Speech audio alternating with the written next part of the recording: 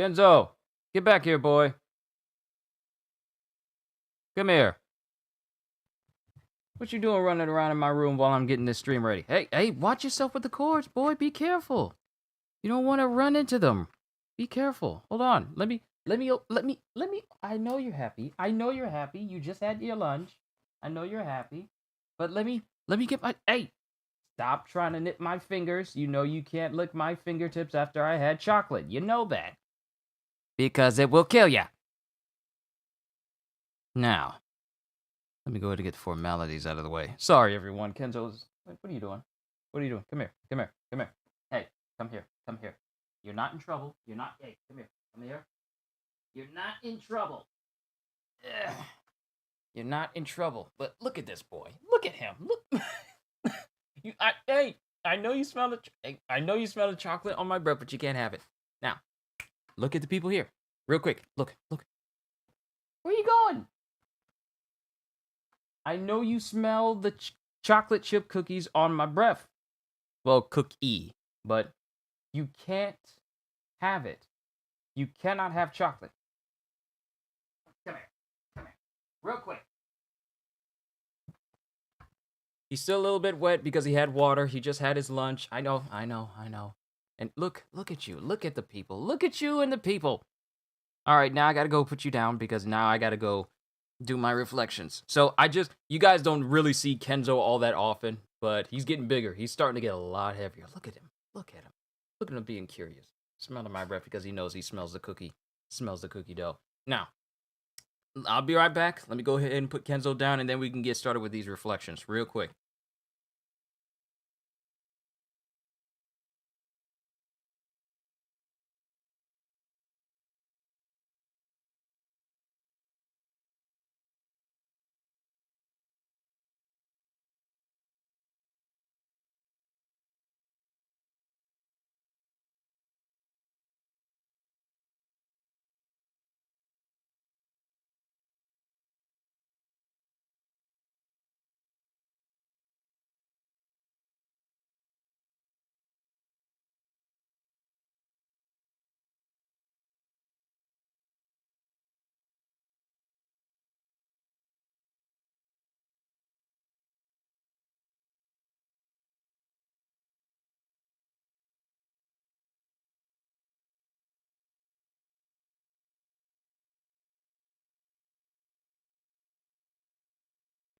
All right, ladies and gentlemen, Kenzo's taken care of. I fed him early because my sister usually tends to rest in between her doing her job, and so I took care of him early so that way I can go ahead and get this stream started on time.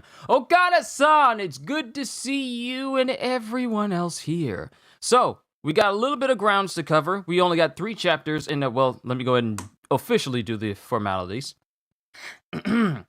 Yo, peoples, Kyushu92 here, and welcome back to yet another One Piece reflection stream for the month of June in the year 2022. Now, June was by far one of the biggest months for One Piece due to us getting pretty much the resolution of the ends of the fights that went on for Onigashima and Big Mom and Kaido and everything. We got the aftermath chapters. But it also cemented one of the biggest moments for our main character, Luffy, and then started to set the mood for how things are going to go going into the chapters that we are going to get in July. But before we get to this point, let's go over the chapters that we got. Chapters 1051, 1052, and 1053. All of them great chapters, with the last chapter that we got being one of the biggest and most important chapters in One Piece history. Let's go ahead and get started with that one officially, called Shogun of Wano, Kozuki Momonosuke. And here, everyone is running away from Momonosuke because they think he's Kaido. That's when the Akazaya 9 come through the mist and they introduce themselves and everyone starts to notice that they're there.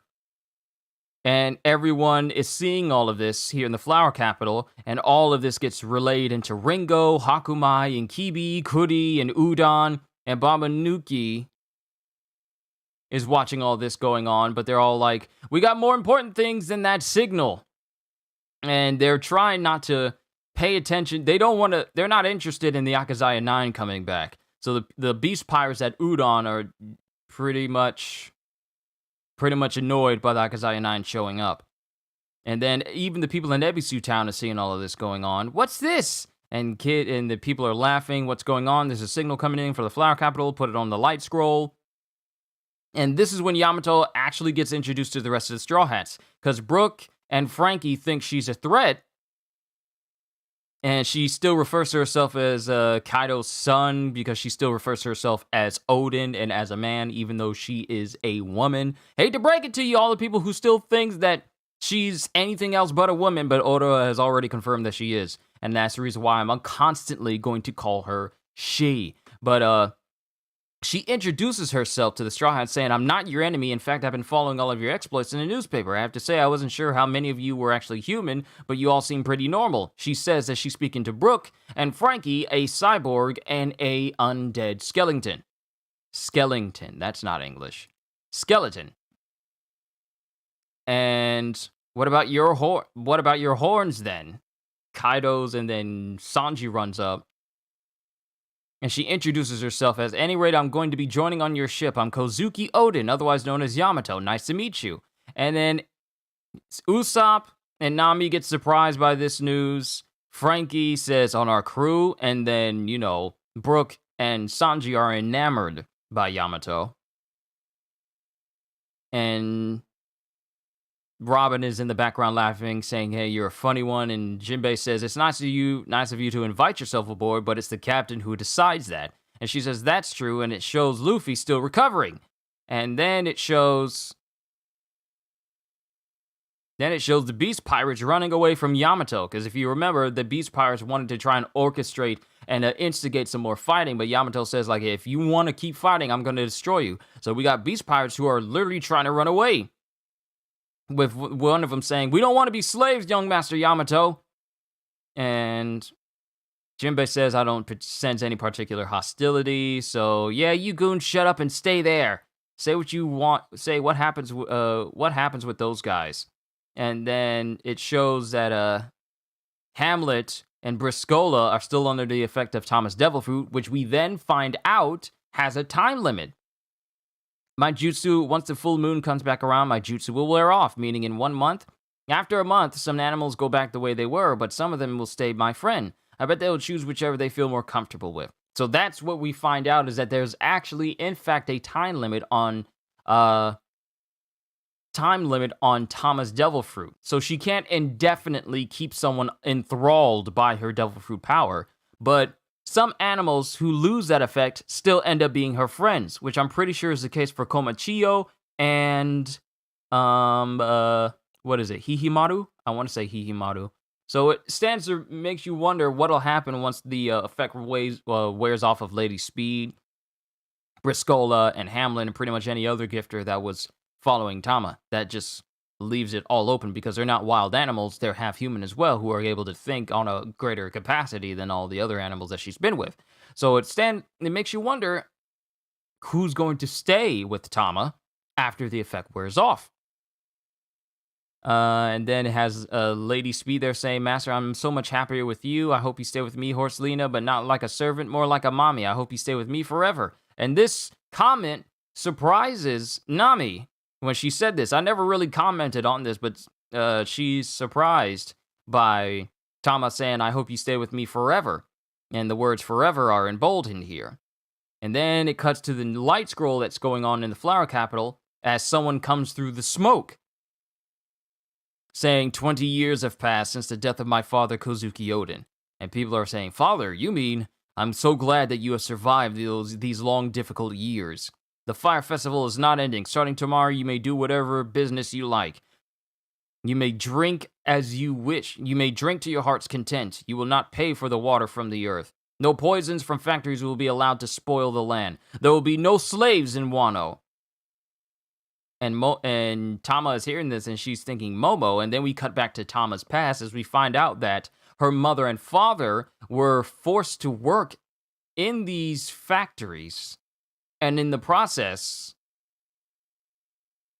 they lost their lives. And Tama was left all alone with the young Komachiyo. with her saying, "Mommy, Daddy, rest in peace, I'll be okay on my own." And that's when she came across Hitetsu as she was trying to sell hats to make a living, trying to sell hats in the flower capital, but no one would really buy any. And then Hitetsu comes along and says, "I'll take one kasa, please." And then it's a Tengu, and then says, "You're an orphan, just bear with it only a few more years, until the day that powerful samurai called the Kozuki return and vanquish the ogres for good." And then Tama pretty much rekindles her resolve and says, "Is it true? I'll bear with it then. I'll be okay." And then it cuts to Tama running into Nami and just bawling her eyes out.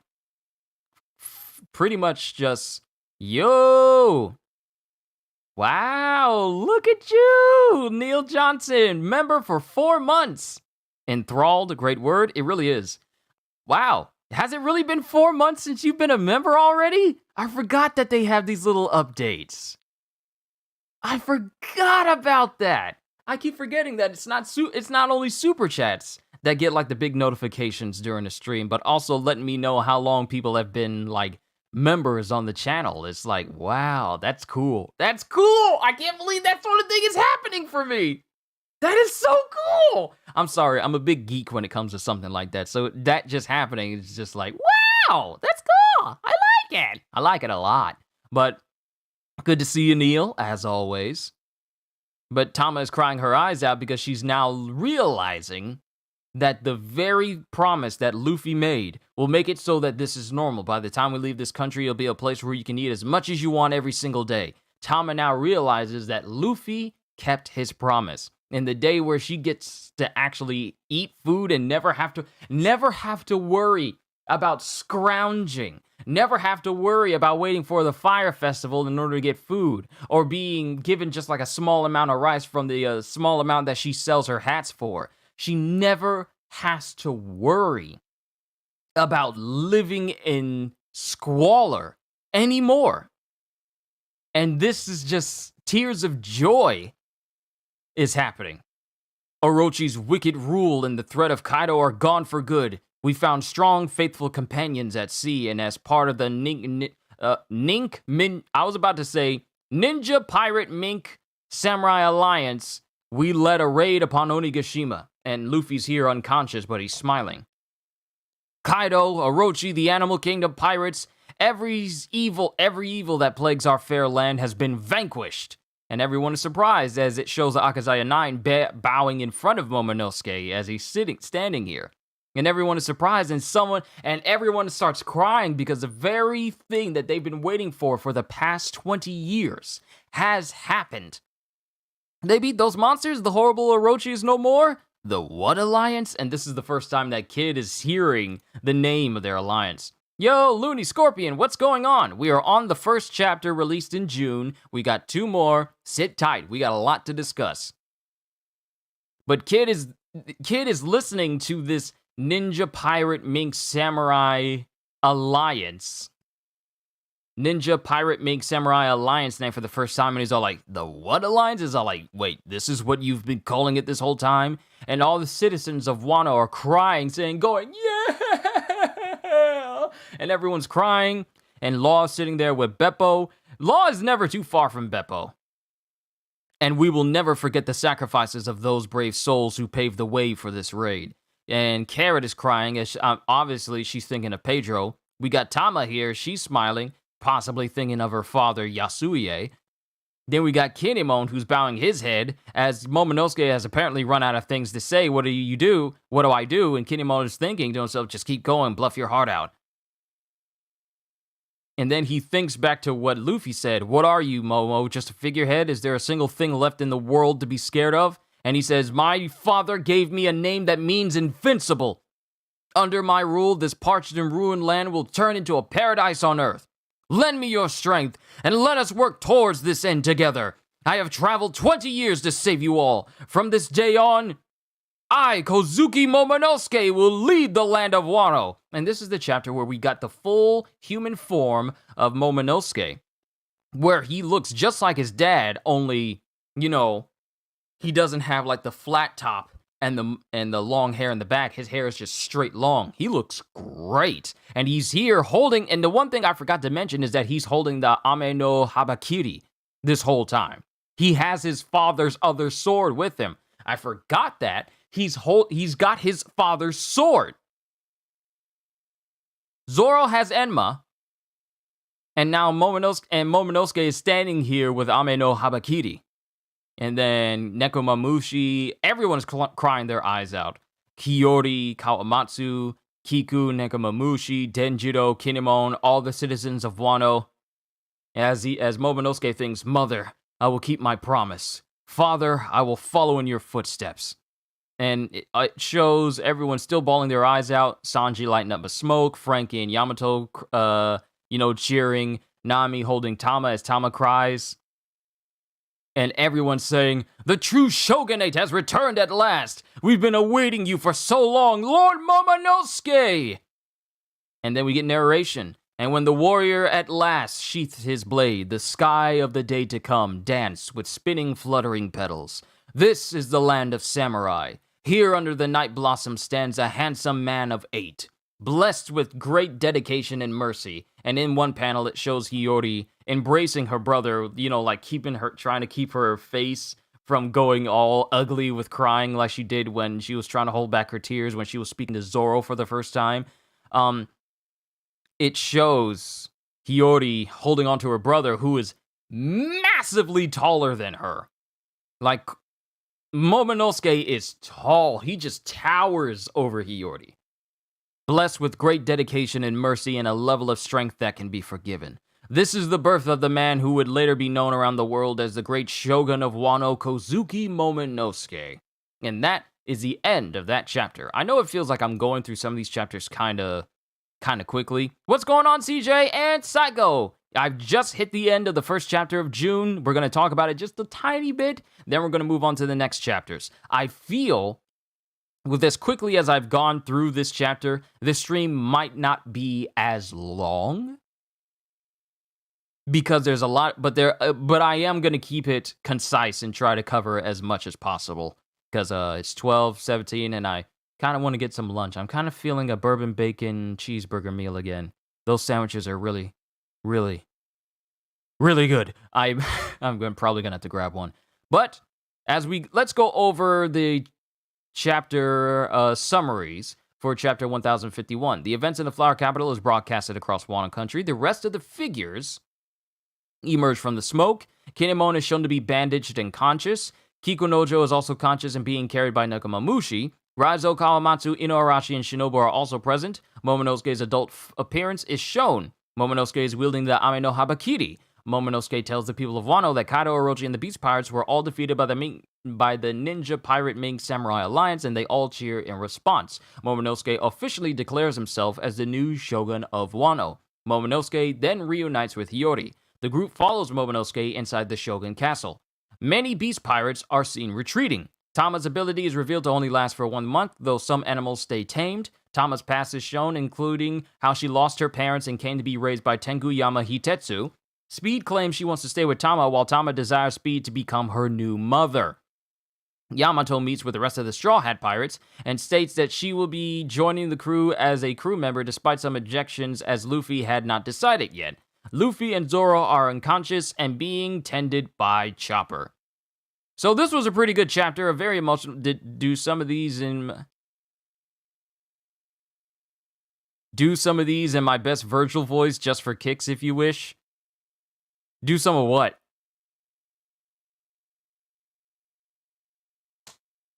Do some of what in my best Virgil voice? Do you mean like the narration? Is that what you meant? Like, and when the warrior at last sheathed his blade, the sky of the day to come danced with spinning, fluttering petals. This is the land of samurai. Here under the night blossom stands a handsome man of 8, blessed with great dedication and mercy, and a level of strength that can be forgiven. This is the birth of the man who would later be known around the world as the great shogun of Wano, Kozuki Momonosuke. Some of the summary. Oh, okay. That's what you meant. That's what you meant. Sorry. I forgot to have chat off to the side so I can see what you guys are saying.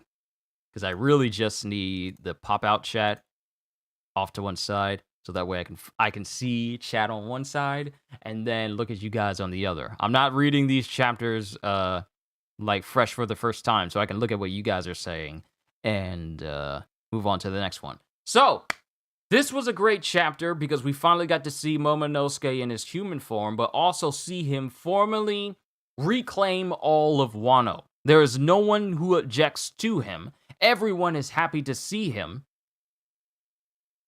Everyone is happy to see him. And now, all that Wano can do is just look forward to the peace and prosperity that they've been waiting on for the past 2 decades. Because imagine spending 20 years of your life under harsh oppression. I can imagine it because a lot of people had to go through that something similar for a long time during the events of World War I and II, I believe. But I don't think it lasted like 2 whole decades. But I can understand people having to suffer under oppression. And then multiple years in different points in history. So the subject of oppression and people being freed from oppression is prevalent in history. So to see an entire nation. Wonder how tall Momonosuke is as an adult? Well, let's look that up, shall we? Kozuki Momonosuke. Because I'm pretty sure they're going to have the stats for him. Well, they only have his height as a child. He was only 3'7" as a child, but they don't have his height currently.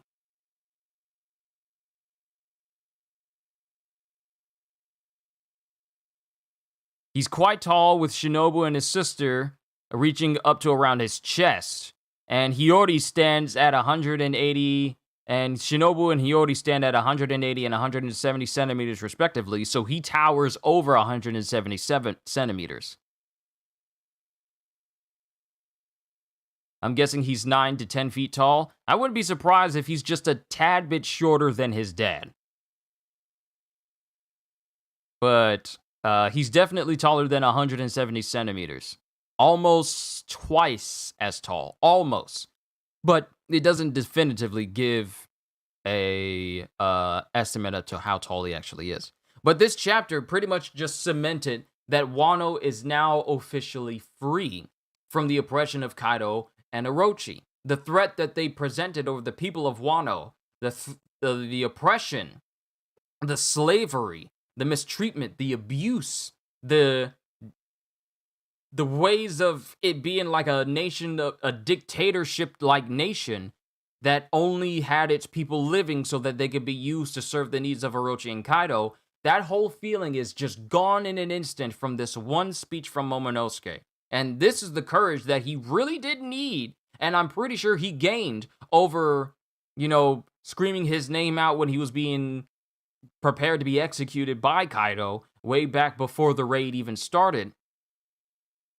And then when Luffy was talking to him while Luffy was fighting Kaido, that's when Momonosuke started to gain that courage necessary. And now that he's an adult and he's embracing everything that his father, I guess, wanted for him, and embracing this aspect of himself, something that his father would be proud of.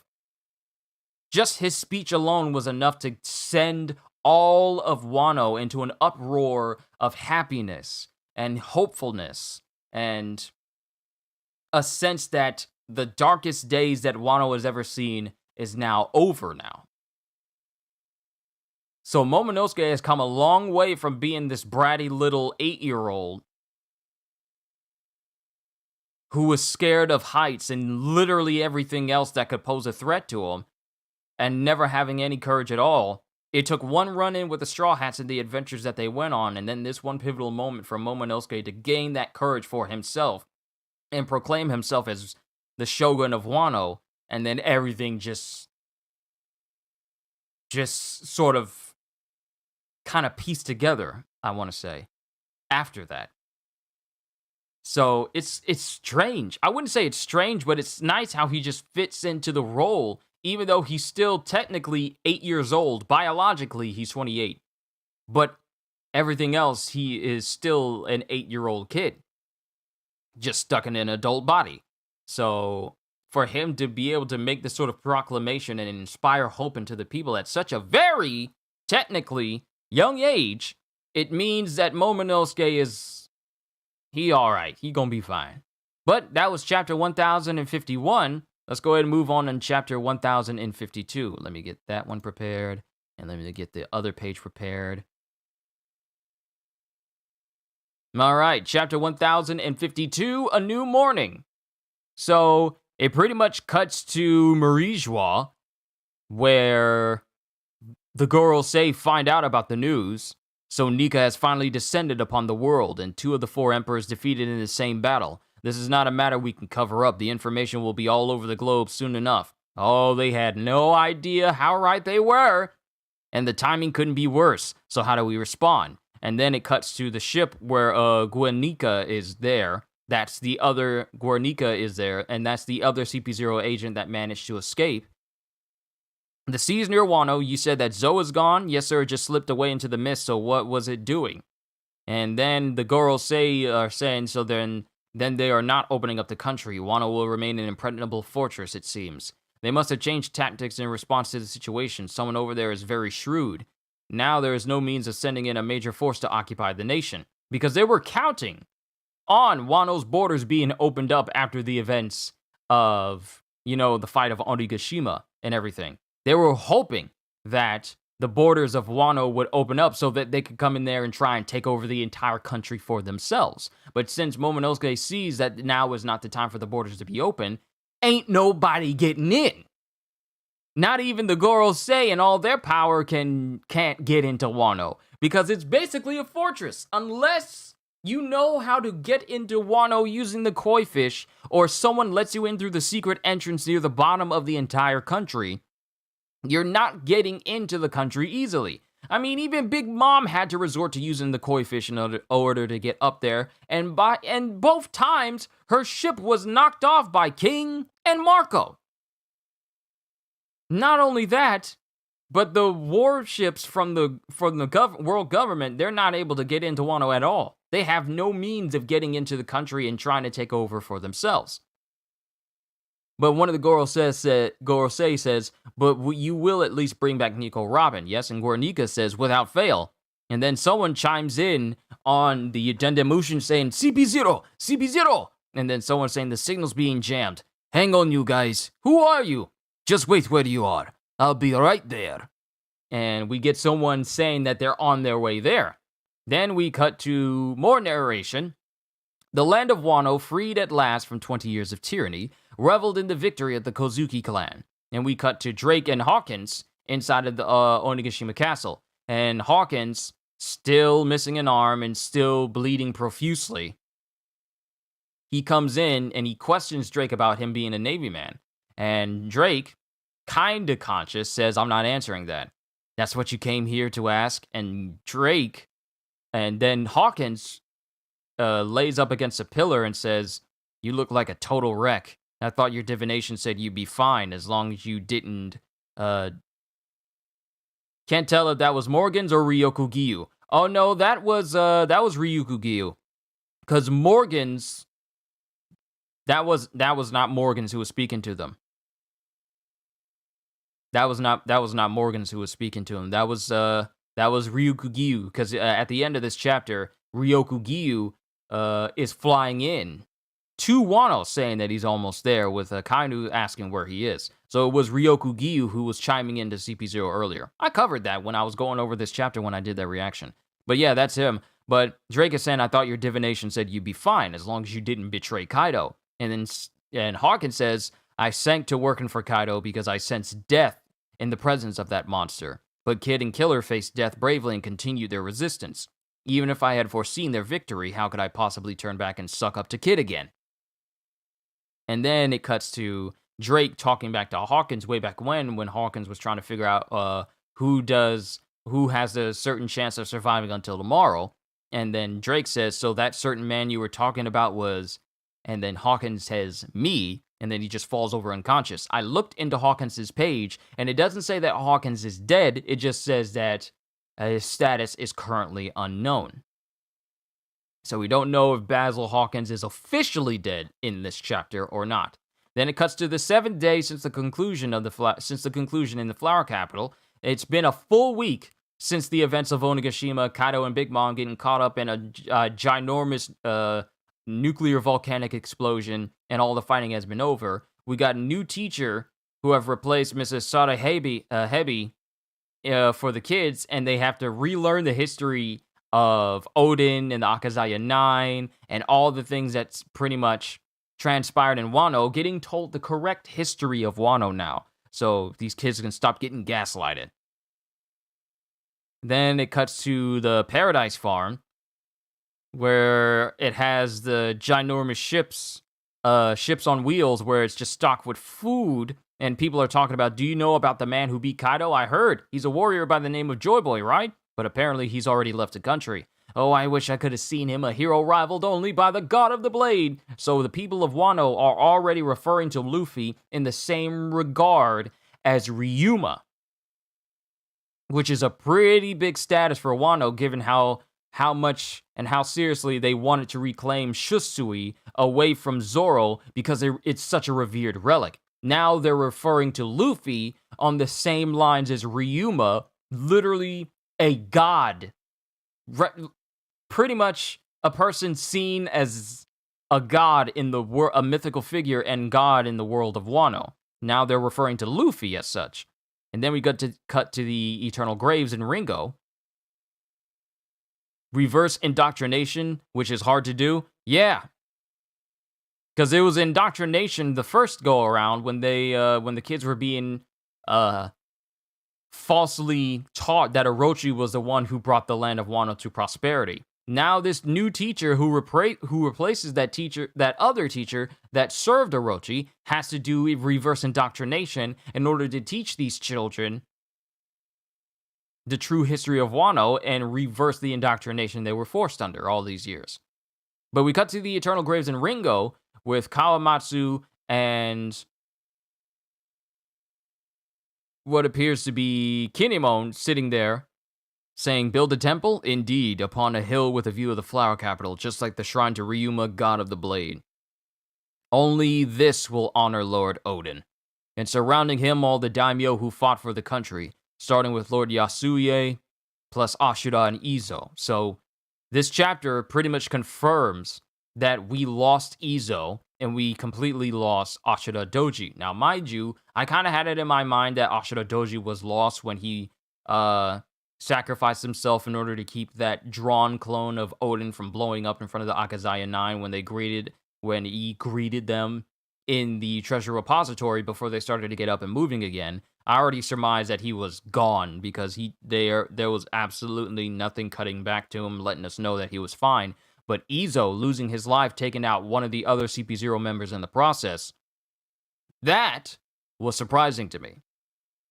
Like seeing us lose another member of the former Whitebeard Pirates. Because one of the first people that we lost from Whitebeard's crew was Thatch. And then afterwards, we lost Ace and then Whitebeard. And then, later in Wano, we lost Izo. So now we just have Marco and the last remnants of the Whitebeard Pirates still out there. But we lost these pivotal figures all throughout. And then we have Onimaru.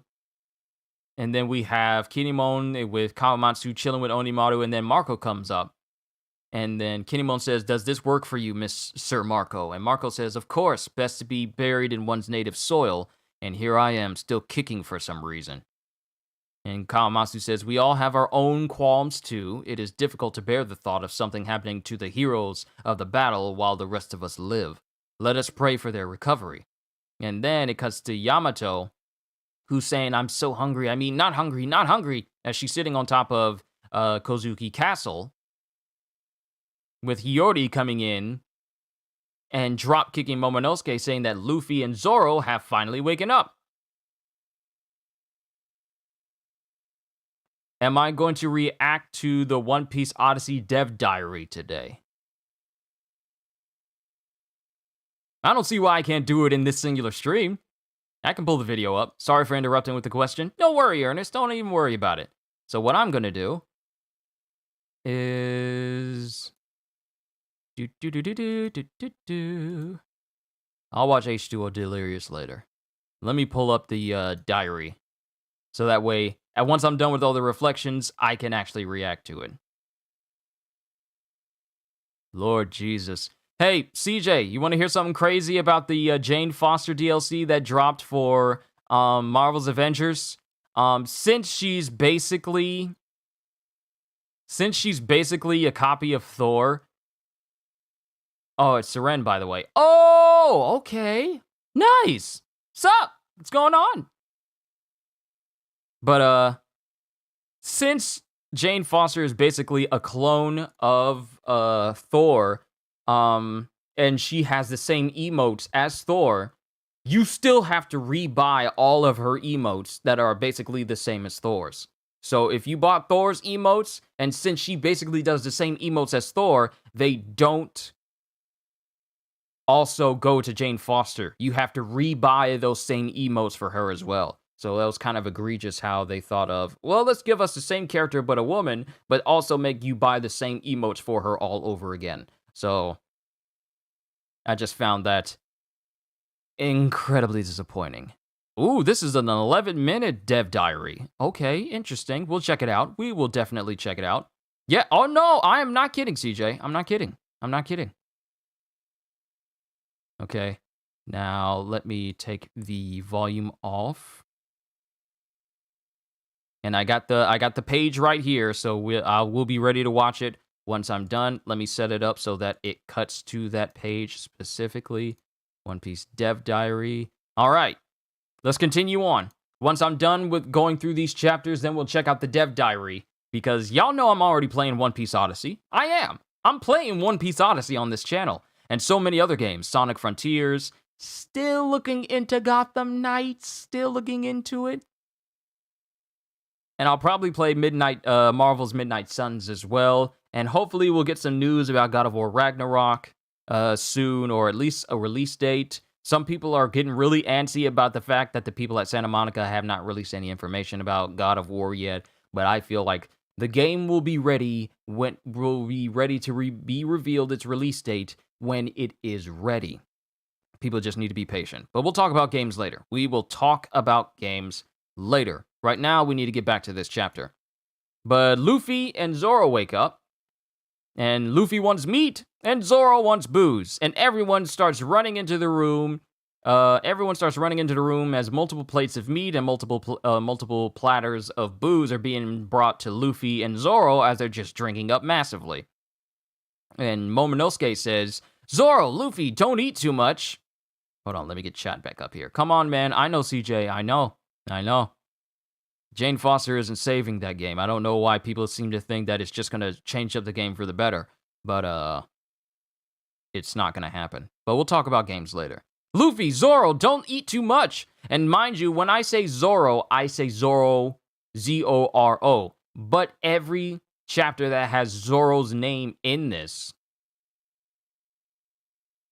every chapter I've read Zoro's name in the official license publishing lists his name as Zolo. Zolo. Now, I know a lot of you associate Zolo with the name they've given characters in the 4Kids dub, but this is the English translated name of Zoro's name. I just say Zoro out of habit, even though it reads out Zolo every single time. Roronoa Zolo.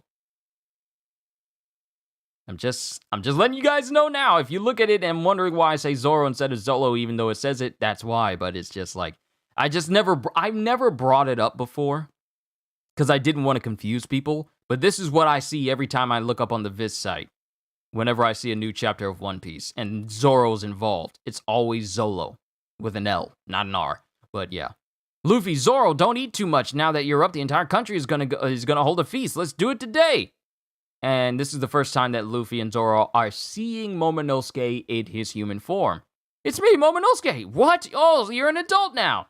You look pretty buff, kid. Is that Odin's blood? Let's see how well you take a punch. And then Momonosuke is all like, no, don't! And then it cuts to Momonosuke trying to nuzzle up to Nami, but unfortunately, since he's a grown man now, nuzzling up to a woman that way specifically, and he gets a little handsy, saying, "No, stop, they're picking on me, save me, oh Nami!" And then he starts fondling, for lack of a better word, and she punches him into the nearby distance, and she says, "Knock it off! But I'm only 8! Oh, that's right. Yeah, he's tougher now. And Sanji and Brook are laughing their heads off because now all the special privileges he had when he was lording it over his head, that he get to used to take baths with Nami and Robin the first go around, and then get to nuzzle up in their bosoms with no repercussions. Now Sanji and Brook get to laugh at his misfortune and that he has to suffer in the adult world now. And then it cuts to Yamato putting a plate on top of Momonosuke's head, saying, "Hey, he's a kid on the inside and Oden on the outside. Stop putting a tray on my head every time you see me." Trying to make Momonosuke look like his dad with a plate on his head. "You got a very sturdy body. Be grateful to your parents. You'll be the greatest samurai in the nation one day, I'm sure." And then Momonosuke just says, "Well, I'll try." And then Nami's talking about taking baths. Yamato is finally eating because she didn't have any food or baths until Zoro and Luffy were completely awake again. This Sanji and Brook panel is so funny. You want to see more of this duo? Hey, what they have in common is their love for the ladies, but they also love it when they see someone who takes advantage of being loved by ladies doesn't get that same in return. They're basically the ha. They're the yeah type duo. They're that type of people. So these antics between Brook and Sanji, yeah, I would like to see more of the Nyanya duo. I couldn't even say duo, Nyanya duo. There it is. But apparently Yamato hasn't eaten or taken any showers or baths for a whole week until Luffy and Zoro woke up. And then Luffy says, "Wow, really? Thanks to you, I'm feeling great now, Yamao. What a great person. We're not that filthy, though." And then it shows Hiyori in the background saying, "That's because I took it upon myself to cleanse you. Is that exciting for you?" And seeing as how Hiyori took the opportunity to kind of clean Zoro, not like bathe him completely, but just, get rid of scuff marks and kind of clean his body a little bit. Hiyori's growing a little bit closer to Zoro, and it has a heart at the end of her sentence when she says that that's because I took it upon myself to cleanse you. Is that exciting for you? She has like hearts at the ends of these sentences, which is something that you would have seen from Pudding whenever she was referring to Sanji. Just saying, which in the process angers Sanji greatly as he says, "Ma said we need to talk." And then it cuts back to when Sanji told Zoro after the finisher, "If I'm not in my right mind, I want you to kill me." And Zoro says, "Oh yeah, that's right. I've come back from the depths of hell to kill you." "No, I'm good. We're already resolved that." And both Zoro and Sanji start clashing with one another in the background because Zoro's all like, "I need to make good on my promise." "But I'm fine. I need to make good on my promise." So he's just taking advantage to just fight with Sanji. She probably saw a little something again. There was a first time? Maybe.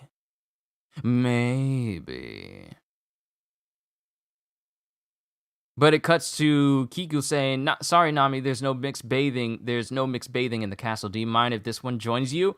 And Nami is looking at Kiku. And then it cuts to the rock bath inside of the castle.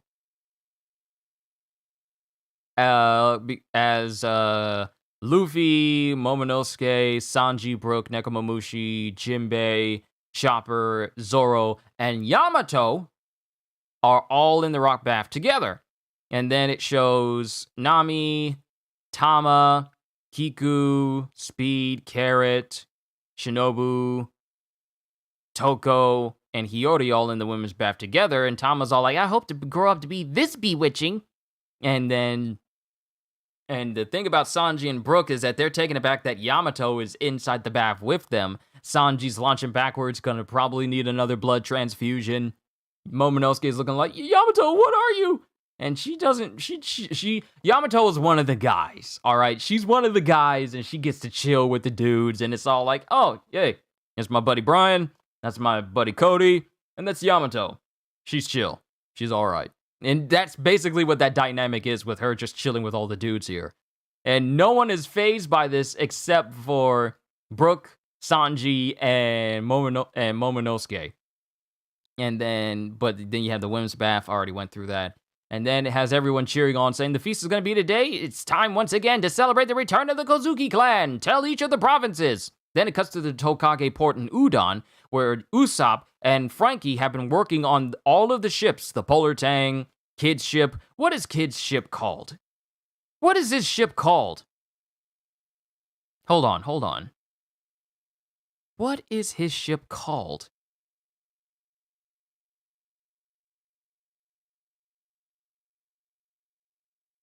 Because I know the Polar Tang, and it took me a hot minute to just even remember that. I remember having difficulty remembering what Law's submarine was called. What is the ship called? The Victoria Punk! That's what it's called. So, Usopp, Frankie are working on the Sunny, the Victoria, and the Polar Tang, and they're fixing it up. With Frankie saying, phew, back in shape at last. And Usopp says, yes, they should be good to sail.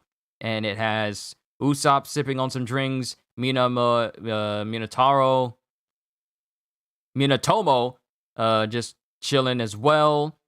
And Frankie completely fixed up General Frankie as well. General Frankie did some work in Onigashima, facing off against Sasuke. Someone should draw and or animate Sanji and Brook as the two wild and crazy guys, old school SNL. The duo of lady lovers. They're two wild and crazy guys. Nothing wrong with a tomboy? Absolutely not. There's nothing wrong with a tomboy. And if they're extremely attractive too, nothing wrong with a tomboy. Because there's some hot tomboys out there. I know. I've seen some. And they are blessed by God. But, General Frankie is... General Frankie is completely clean. And Beppo is looking at it. That thing is so cool! Because I think this is the first time he's ever seen General Frankie. And all the other crew members are kind of struck by it as well. I can't tell if Killer is amazed. He's just standing there with Beppo, with some other crew members as well. And then we have Kid saying, don't get all buddy with him. Stay on your guard until we're able to leave. Somehow, somewhere, the intel will leak and the papers will hear about it. They'll be after us as replacements for the 4 emperors. And then that's when the rest of the crew gulps and understands the situation that they're being placed in. And Law says, he's right. They can't see us from outside of the closed nation, but we can't see what the enemy's doing either. What if we find out that all their bounties are astronomical numbers like we've never seen before? And that's when Apu comes in with Inbi. And everyone sees Apu and says like, Apu, and a number! Stop acting like it, that's right, who can say how this information leaked out, but stop acting like it wasn't you, you annoying bum. Which makes me remember that Apu was taking pictures. Apu was taking pictures. I forgot. He was taking pictures the whole time. So that could explain how they were able to get some of the photos of someone else. I completely forgot that not only CP0 was able to get, possibly able to get pictures of people, but Apu was flat out taking pictures with a camera as well. I'm sure you're curious about the new bounty numbers. I want to see them. And then he throws a paper in front of Kid as he says, it's all here, all of your bounties and the names they're calling the new emperors of the sea. And then it has someone flying in above the skies near Wano as he goes, with someone saying, I asked you where you are right now. I'd already told you, Sakazuki. I'm in the air.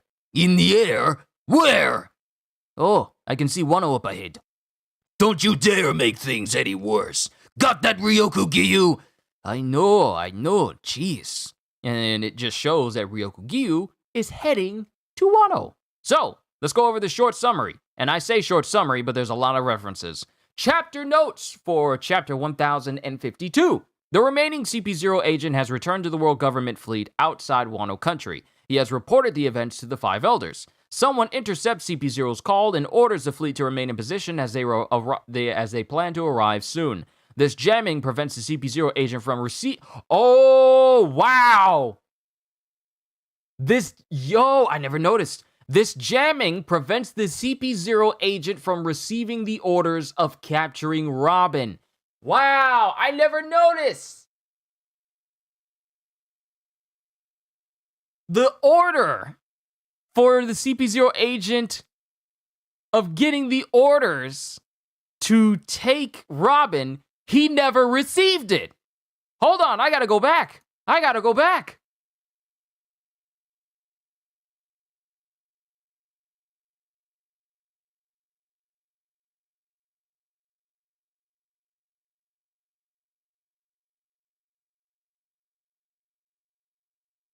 It's saying that he never received the order. This jamming prevents the CP0 agent from receiving the orders of capturing Robin. Zunisha has left Wano. The Five Elders realize this is a sign that Wano's borders are still closed. Drake and Hawkins, both heavily injured, discuss Hawkins' predictions and betrayal. Hawkins reveals he foresaw Kaido's defeat, but was too prideful to turn back to Kid after betraying him the first time. Hawkins knew that Kaido was going to lose.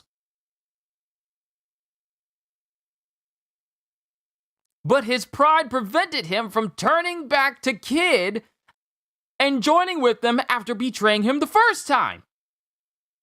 He knew that Kaido was going to lose.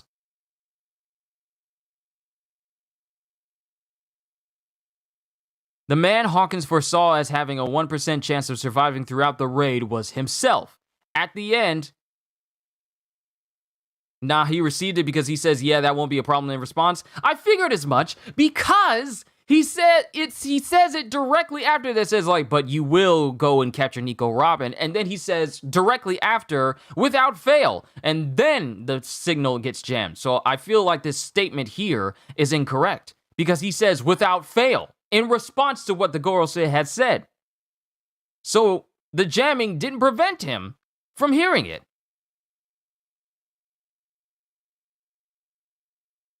Because when I look back at it, there was no indication that it was interrupted in between him saying without fail, because otherwise it wouldn't make sense. But you will at least bring back Nico Robin, yes? Without fail. So Guernica answered. So it wasn't jammed until after, directly after his response. So he got the orders. So this summary note right here is wrong. Hawkins reveals he foresaw Kaido's defeat, was too prideful to turn back to Kid after betraying him the first time. The man Hawkins foresaw as having a 1% chance of surviving throughout the raid was himself. At the end, Hawkins collapses. Doesn't say he dies, just says he collapses. A week has passed since the battle on Onigashima. Sarah Hebi is revealed to no longer be a teacher and instead replaced by a new teacher who plans to teach the students the true entire history of Wano. Momonosuke plans to throw another festival. The true history of the Kozuki clan for the past 20 years has become public knowledge among Wano citizens. Joy Boy's existence and role in the fight against Kaido is known as well. Izo and Ashura Doji are confirmed to have died in the raid. Their weapons have been moved to Ringo, where the Scabbards plan to hold a burial for them. Kozuki Oden, Kozuki Oden, and the former daimyo that had fought for Wano, starting with Shimotsuki Yasuye. Kawamatsu reunites with Onimaru. Luffy and Zoro finally awaken from being knocked unconscious. The Straw Hats, minus Robin, Frank, and Usopp, Kozuki family, Nekomamushi, Yamato, Tama, Speed, Shinobu, Carrot, and Toko take a bath together at the castle Onsen. Frankie, Usopp, and Minatomo repair the Sunny, the Victoria Punk, and the Polar Tang in one of the harbors. The Kid Pirates and Heart Pirates are also present, and General Frankie is also fully repaired. Apu and Inbi arrive with a newspaper reporting on the new bounties. Apu was the one who linked the events of the raid to the outside world. It was Apu who linked it all. It was Apu. It was Apu. Apu claims that there are new members in the Four Emperors. Ryoku Gyu. And here's the thing. I've been hearing people say Ryoku Gyu as Ryoku Gyu. And I feel like I've been saying it wrong for the past year, actually. I feel like I've been saying it for the past year, maybe even 2 years. I feel like I've been saying his name wrong for the longest time, and you guys have just been letting me enunciate it improperly. Ryoku Gyu. Because if it was Ryoku Gyu, then it would have an I next to the G, in between the G and the U, but it's Ryoku Gyu. I've been saying it, wow. The more I say it, the more I realize that I've been saying it wrong all these years. Ryoku Gyu. Hawkins might be helped by Drake. It all depends, because people are just falling unconscious right now. Hawkins is unconscious and Drake is badly and heavily injured. How he's going to get out of Wano, I don't know, and get back to Sword and the rest of the people of Sword and Kobe, I have no idea. Because he definitely can't let it out that he's still a serving member of the Marines, just in like the secret sect of it. But I've been saying Ryoku Gyu's name wrong all these years. Gyu is G-I-U-U. G-I-Y-U. Not G-Y-U. That's Gyu. Gyu. Ryoku Gyu. Now I'm just thinking about all the times that I've been saying his name wrong, and you guys said nothing. You guys have said nothing to me. Remember before episode 958, you pronounced Zebek as Zebek. In the anime, it's Zebek. So it's Zebek? I thought it was Zebek. But they pronounce it Zebek? Rox D. Zebek. I don't know if I'll pronounce his name like that. Zebek? Or Zebek? Or Zebek? Or Zebek? No, wait. Wait. I still want to call him Zebek.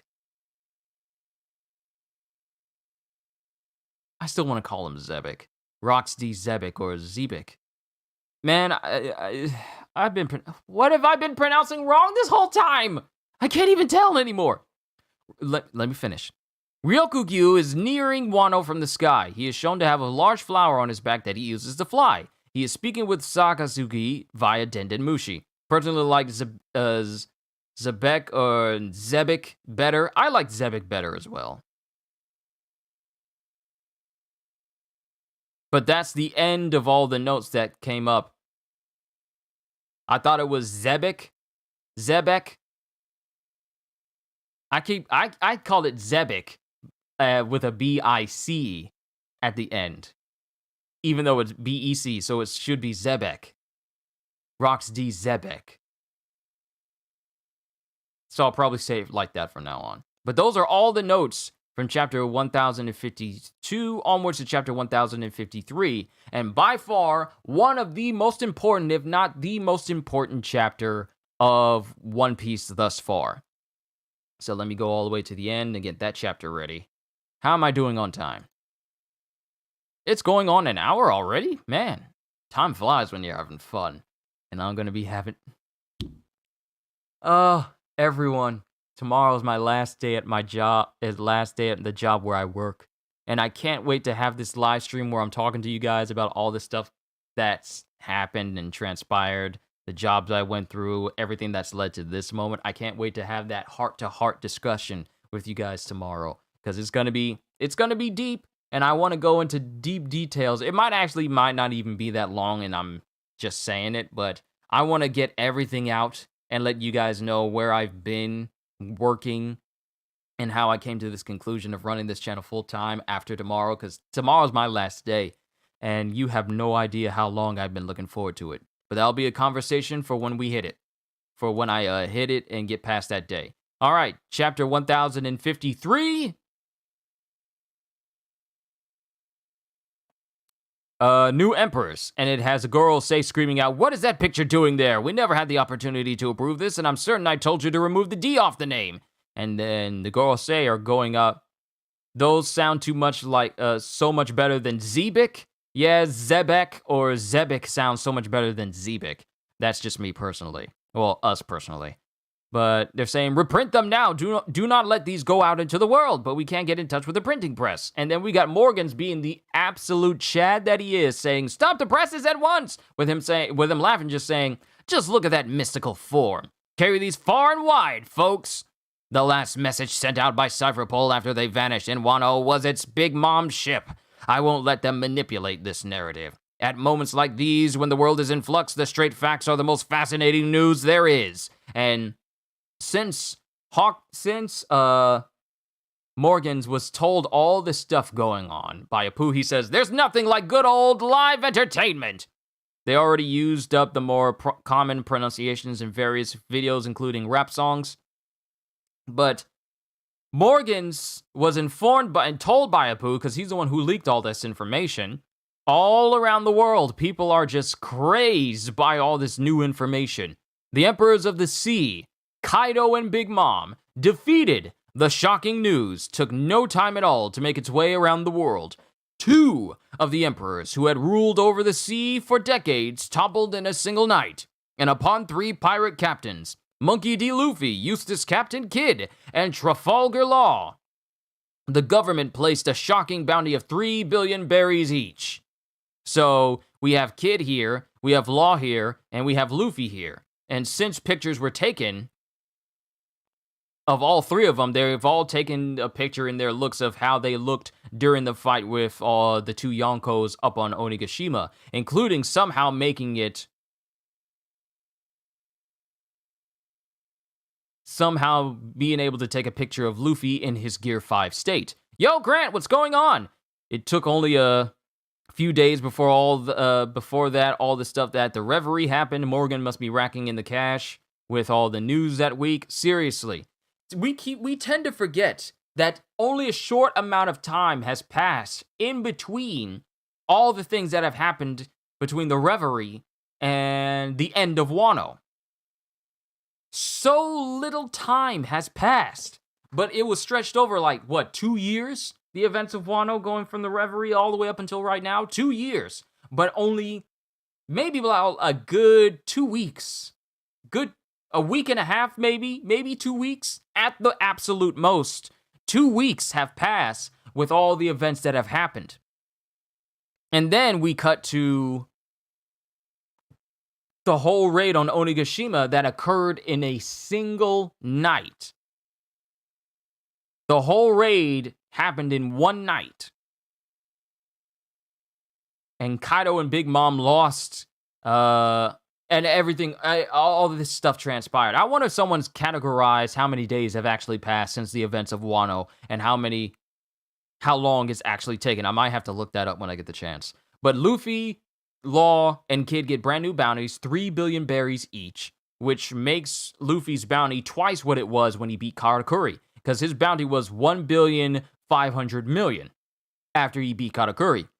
Now it's twice that, because, 15 plus 15 is 30. So 1,500,000,000 plus 1,500,000,000 is 3 billion. So they all got 3 billion berry bounties. And everyone in Udon is looking at this news going, 3 billion berries? Wow, Captain. Hey, where'd Kid go? He was in some kind of state. The flower capital is my guess. Not surprised he'd have that reaction. And we'll find out what that reaction actually was. Wasn't most of Wano 2 weeks to a month? How many days passed in the Wano arc? How many days have passed since Luffy arrived in Wano?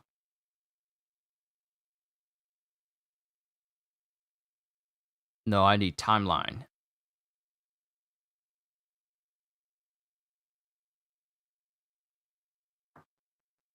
Hold on.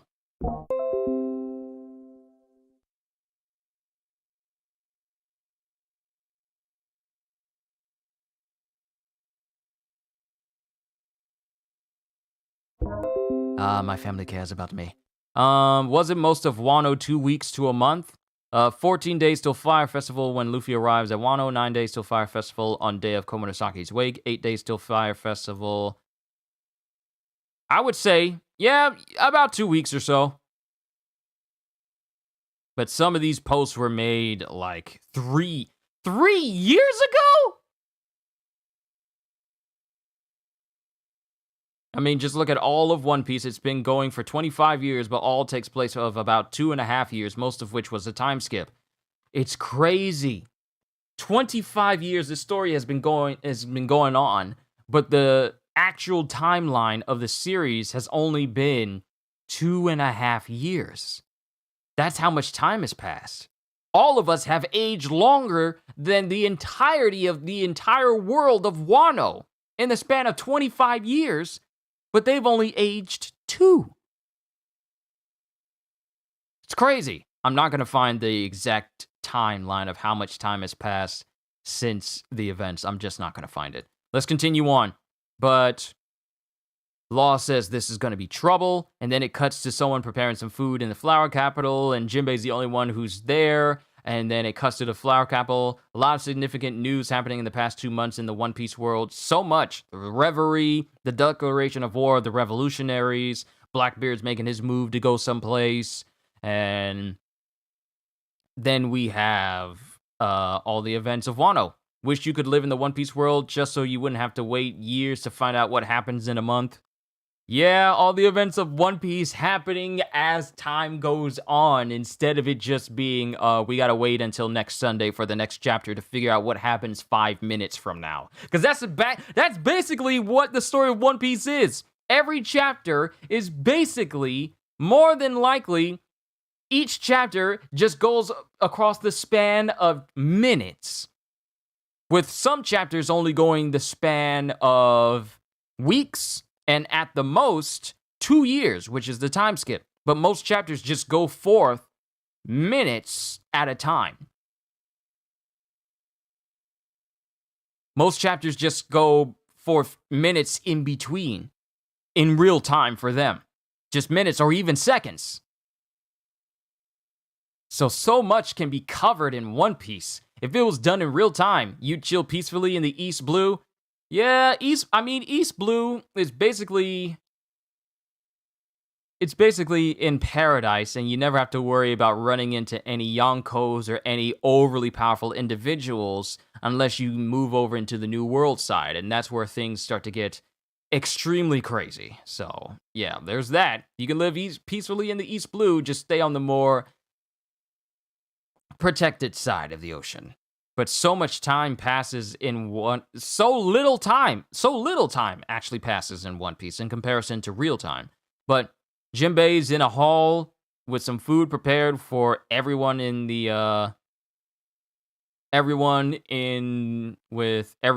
gone. Now, one thing I never really did notice when I was reading through this chapter is how the guy preparing the food has it all prepared, and he says, "Do enjoy!" And he says that expecting to see all of the Straw Hats sitting in there, everyone eating, but the only person who's in there is Jinbei. And he's just standing there like, where is everybody?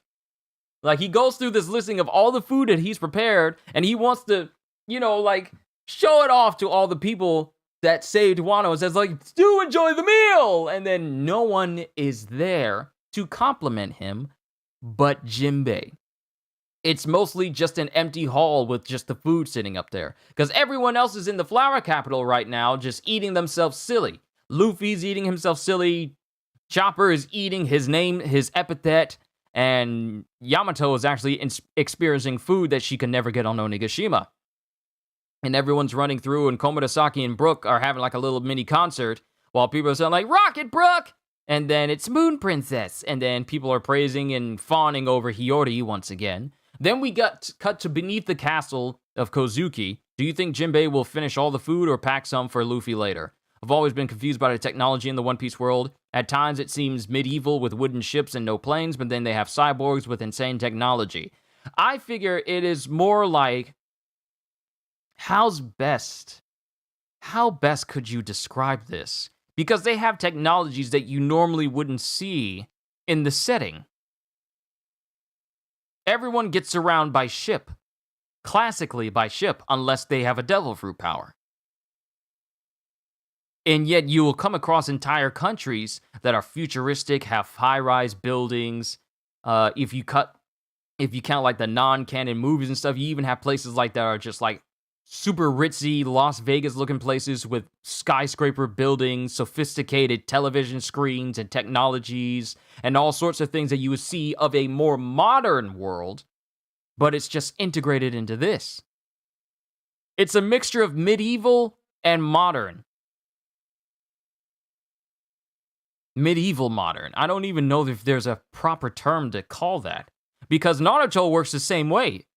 You got these people that live in villages, but they also have sophisticated technology such as, television screens. And later on in Boruto, you have like high-rise buildings and different technologies and video games and all sorts of things that are modern, but they live in these old-timey places from like Edo period Japan. And people dress the same way with like kimonos and stuff like that, but you also have people that wear sneakers and jeans and stuff like that. So it's like a mixture of ancient and modern at the exact same time. I'm pretty sure there's a word for it, but One Piece is exactly like that too. But we got to beneath the castle, and at first some of us were wondering where Robin was, but apparently she's fine, and she's in a room with the poneglyph. It's like those futuristic movies made in the 80s, like Blade Runner and Back to the Future. Don't think they even have GPS. They have GPS. It's called log posts, but it's not going to tell you, in 500 miles, turn right at Whole Cake Island. Like, it's not like anything like that. They got the technology to create video screens using snails, or have cyborgs and nuclear weapons and factories with scientific enhancements and different types of drugs that enhance the human body and medicines that transcend basic human science, but they still rely on good old-fashioned ingenuity when it comes to classic stuff like piloting a ship or having a pirate crew or the ways that people fight. Because if you're not using guns to fight, you're using hand-to-hand combat or swords or superpowers. Can I do the Siri voice? I can't remember. How did Siri sound? How did Siri sound? I'm trying to remember her voice because since I don't have an iPhone, I have an Android, and my sisters don't tend to use Siri all that much. I'm thinking like, hey Siri, where's Laughtail? Laughtail is in an undisclosed location. Gold D. Roger found it with the rest of his crew members at the end of his journey. Would you like for me to read more? I don't know how to properly do Siri's voice because I don't hear it often enough for me to replicate it. My apologies if it sounded like trash, because I haven't practiced it. That's one voice I just don't ever practice. But we at first wondered where Robin was, and was kind of concerned about, oh no, maybe someone came and tried to get her. But no, she's fine. She's underneath Kozuki Castle. And Hitetsu comes down there saying, are you curious? That's my Kokeshi doll collection. Aren't they just the cutest? And Robin's all like, not really. And then we find out that this is the room where he says, this is the room where I keep my hobby secret. I was imprisoned in here for several years, you see. Imprisoned? Who are you? I thought you were a blacksmith. I had some skill at forging katana, but it was only for fun. Ruling a kingdom can be so tiring. And he finally takes off his mask and reveals himself to be Kozuki Sukiyaki, the father of Oden, who we all thought had died, but was secretly being imprisoned by Orochi and Kaido underneath the castle.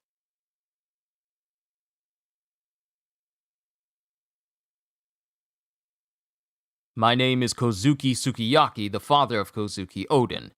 Former shogun of Wano, Kozuki Sukiyaki. Does Momo know? No, and I have no intention of telling him. I love doing his voices, because it reminds me of George Takei. Although, perhaps the vessels are aware. So it means that even though Momonosuke is not aware, he has some feeling like the rest of the Akazaya 9 are maybe aware that he's actually alive, but they just haven't said anything. I am the very man who allowed Orochi to seize control over the land of Wano. How could I dare go public and declare my survival? By the time I finally escaped from this room with my life intact, sorry, I just love this voice, Oden had died, and Wano was terribly changed. Like when he escaped, he saw the squalor that Wano was left in. I thought of committing seppuku right on the spot. And then Robin says, wait, Mr. Tengu. So if the writing on the poneglyphs are passed down through the Kozuki line, will Momo's grandfather teach Momonosuke? Ooh, I forgot about that! Because we all thought that if Sukiyaki had died way back when, and Oden was the only one left, and he never had a chance to teach Momo, Momo would never be able to learn how to actually write on poneglyphs. But since Sukiyaki is alive, the possibility of Momonosuke learning how to write on how to create poneglyphs will continue with him. I never thought of that. Grant! I never thought of that. So there's still a chance that Momo can learn how to create poneglyphs that his father was never able to teach him.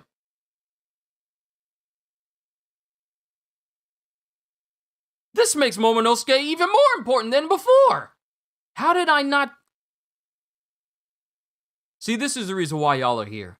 Y'all think of stuff that I don't think of at that point in time, and it just makes me think of more questions.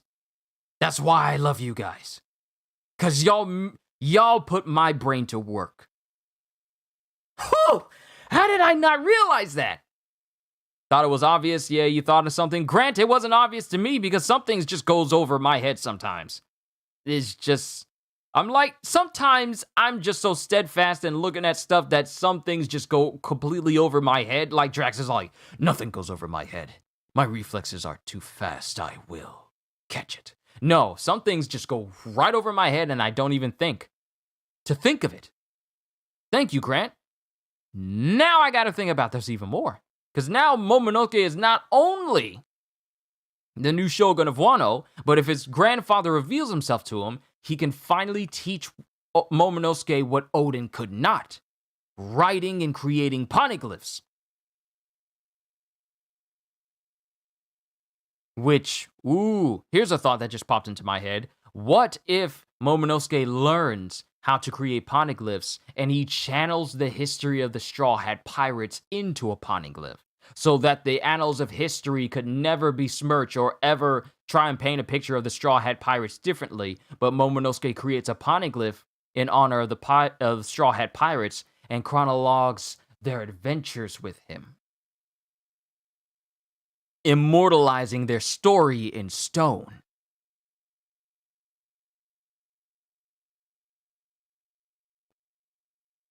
Think about it. That's one way you can keep the story of the Straw Hats alive that no one could ever tarnish. Putting it on a poneglyph. Because people can't really destroy poneglyphs. They're pretty much nigh indestructible. Just a random thought. But Robin asks Sukiyaki, I'm certain that somewhere in this country is the ancient weapon Pluton. The poneglyph in Alabasta said it was here, she says. And Sukiyaki confirms that it is, which confirms to us that Robin knew all these years since the events of Alabasta when Crocodile was trying to question her. Yeah, he creates a poneglyph of the story of the Straw Hats that no one can read. Well, I figured I wouldn't say that he would create it so that so that everyone can know it, but it is a test. It's something that the Kozuki family can pass down and know about, like the true history of who the Straw Hats were. Doesn't necessarily have to be open to everyone because they can just tell everyone in Wano. But to have it set in stone that no one could ever besmirch and tarnish, it can be on a poneglyph. Just like the history of the world have been put on the poneglyphs, you can put the history of the Straw Hats on the poneglyph. Even though only those who create poneglyphs can read them, and people like Robin can read them. Just like a personal Kozuki, not a hand-me-down, but personal Kozuki heirloom. Remember, Cobra was going to talk to the Gorosei during the reverie. Do you think he talked about the poneglyphs, Pluton, and do the Gorosei know it's on Wano? I mean, unless Cobra knows that Pluton was on the poneglyph as well and where it was in Wano, I don't see why he would bring it up to them. But this just confirms that Robin knew exactly where Pluton was the entire time, and she withheld that information from Crocodile, knowing how nefarious he was. And since he tried to kill her in retaliation of not providing the information that he needed, it was just more reason for her to withhold that information from him. So all this time, Robin has been keeping this secret that Pluton is in Wano. an ancient super weapon, is in Wano. Matter of fact, let me do this. Let me do this right here. Let me pull up Pluton so we can get like a good description of what it is. One of the 3 ancient super weapons along Poseidon and Uranus.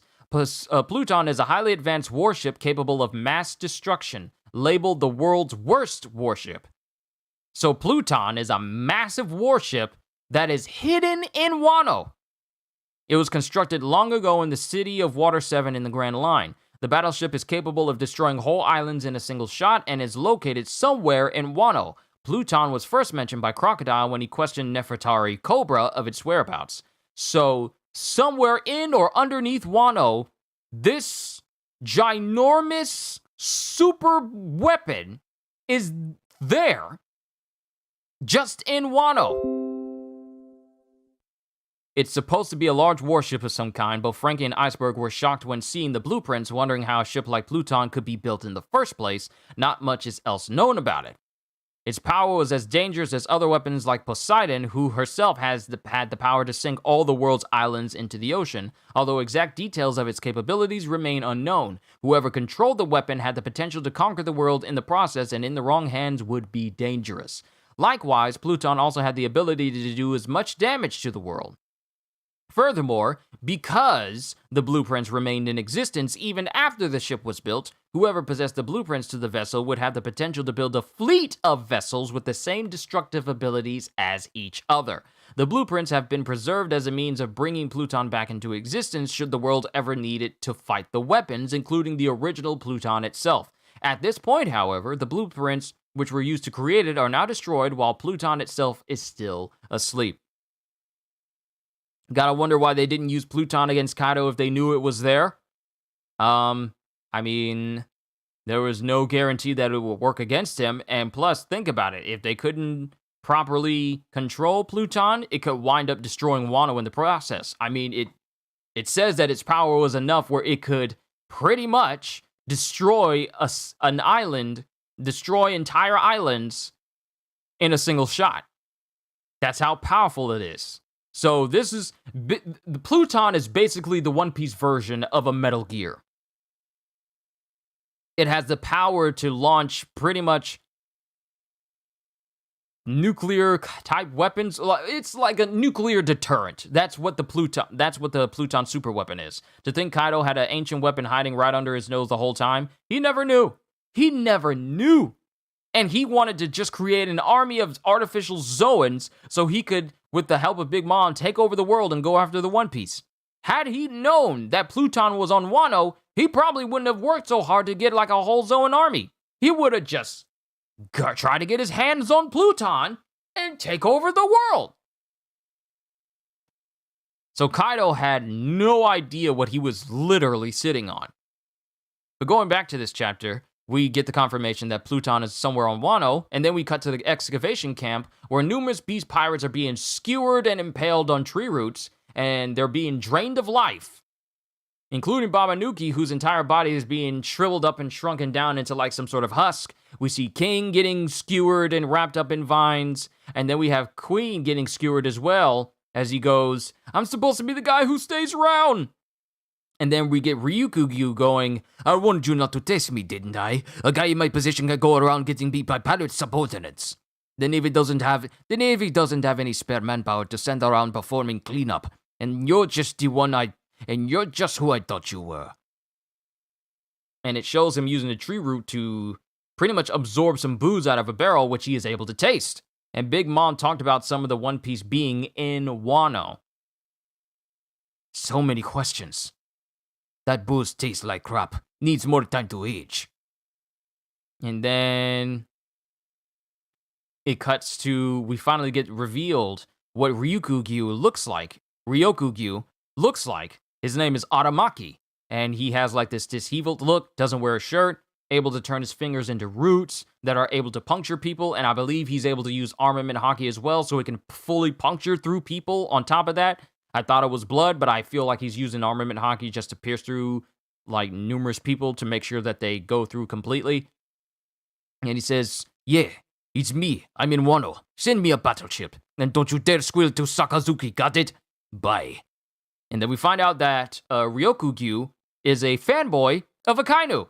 I love that guy's cut no corners attitude. I want to hear him say, "You did good when I bring him this kid's head."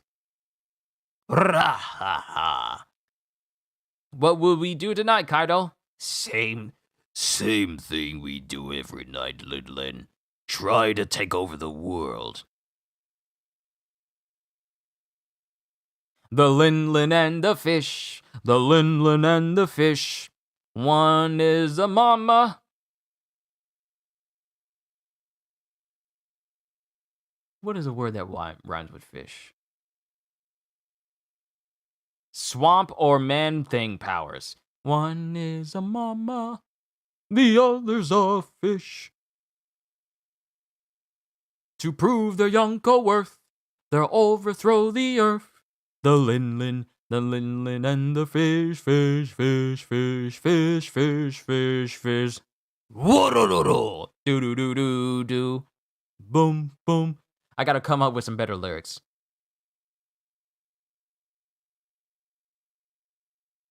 Ooh! I can rework it. The dragon and the mom. The dragon and the mom. One is the monster. One is a monster.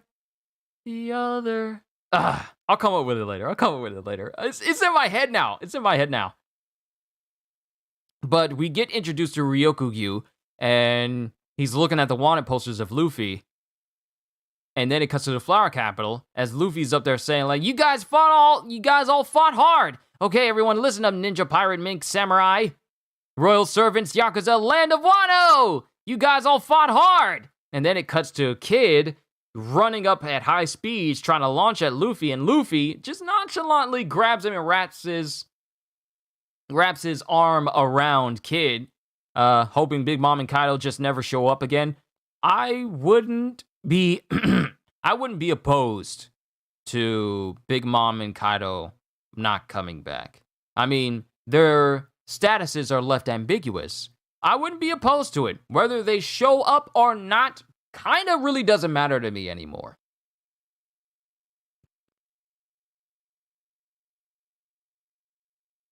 It kind of really doesn't matter what happens to Big Mom or Kaido. Even though their status is labeled as unknown, as they were caught up in lava and caught up in pretty much a volcanic explosion. First of all, they fell in lava, and their bodies were still there.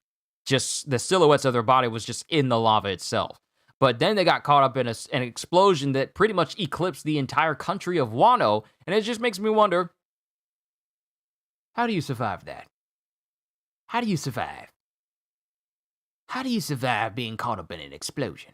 So it's kind of hard to say whether or not they'll come back or not. Their status is unknown. We don't know. But whether or not they come back really doesn't matter to me anymore. If they come back, it'd be interesting to see what Oda's going to do with it. If they don't, that's fine. That's perfectly all right.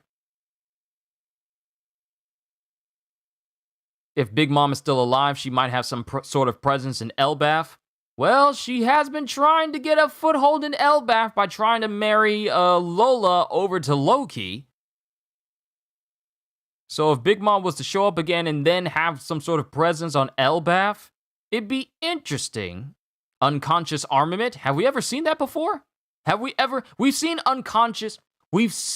unconscious conquerors. But I don't think we've ever seen a body instinctively use haki while the user is unconscious. That's interesting. I never thought of that before. Unconscious armament. You're laughing, Sharp Key, but there's so much about haki we don't know. Because a person can unconsciously unleash Conqueror's haki, knocking out people as a defensive mechanism if the person is, unconscious and their will is strong. We've seen that happen when Luffy knocked out the Beast Pirates after Kaido one-shot him the very first encounter. So now I'm just thinking of the concept of unconscious armament. Is such a thing possible? Like I said, so many questions.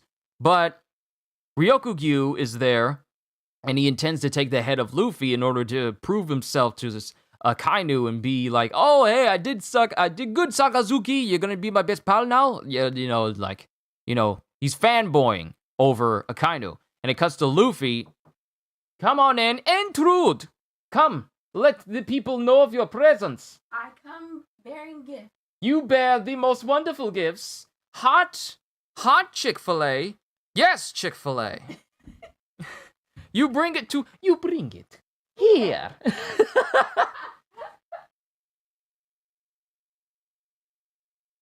And what else you got for me? I knew you wasn't leaving out. You weren't gonna give me my drink as well. I know you weren't about to leave your brother hanging. I thank you so much. You're welcome. Thank you, Jazz. Welcome. Thank you once again. Welcome. But the concept of unconscious hockey, unconscious armament hockey, and unconsciously using hockey. Well, actually, we shouldn't be surprised because we've seen unconscious hockey being used when Whitebeard would unconsciously use observation hockey while he was sleeping when Ace tried to attack him during his first couple of days being on his ship. So the concept of unconscious hockey has been seen before even Luffy used unconscious conquerors. So we've seen unconscious observation. We've seen unconscious conquerors. The only thing left is unconscious armament. Sharpkey, you done started something now. Think about it. Unconscious armament is the one thing that's left now. If they're alive, I could see them ending up like Whitebeard and with IVs around them. It makes you wonder. It really does make you wonder. But as Kid tries to... Let me finish this chapter because we're almost done because we got some things to talk about, including one particular individual who's seen in this chapter. But Luffy wraps his arm around Kid, saying, okay, in celebration of tomorrow's meals, here goes!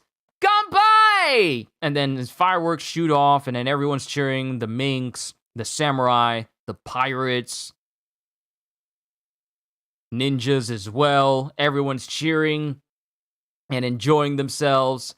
And then it shows the Heart Pirates and the Kid Pirates. They're all cheering as well and enjoying themselves.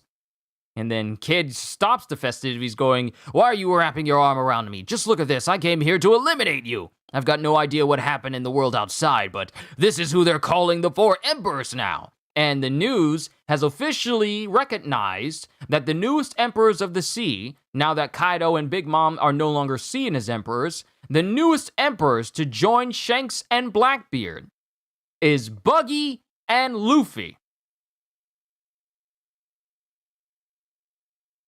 And then it shows Ryokugyu.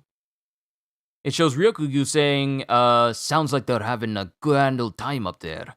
Well, the Navy ain't in any mood to celebrate you, brats. The world outside is one unholy mess right now. And he's walking towards Wano, getting closer to Onigashima, as a field of flowers just starts to grow behind him. Now, whether or not this is him awakening, him having an awakened devil fruit power to allow flowers to grow behind him completely remains to be seen, or if it's just like a side effect of him using his powers overall. It just puts into my head that he could be the one that brings back green fields and greenery back to Wano if he is in fact awakened. Because when he was attacking everyone at Udon, he pretty much just turned the entire area into a field of tree, just an endless expanse of trees everywhere. It no longer looks like a barren wasteland anymore. It's just full of trees now. And that is the end of One Piece until July 24th. So those are all the chapters that we got in June. So let's go over the summary and the notes of it all. Buggy's ascension is fake news. We're going to get to that, CJ. We're going to talk about Buggy. So let's go through the chapter notes because there's quite a few. Morgan sends newspapers reporting the defeat of Kaido and Big Mom's alliance all over the world. The 5 elders attempted to suppress the news but were unsuccessful. The world government fleet outside Wano country was seemingly attacked by the Big Mom pirates. I'm sorry, what?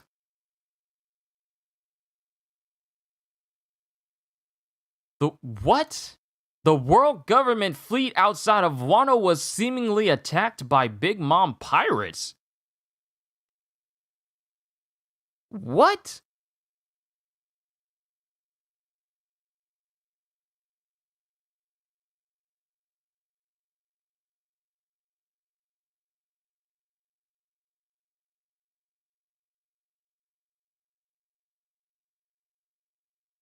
Huh? Seemingly attacked by Big Mom pirates? Where was that indication?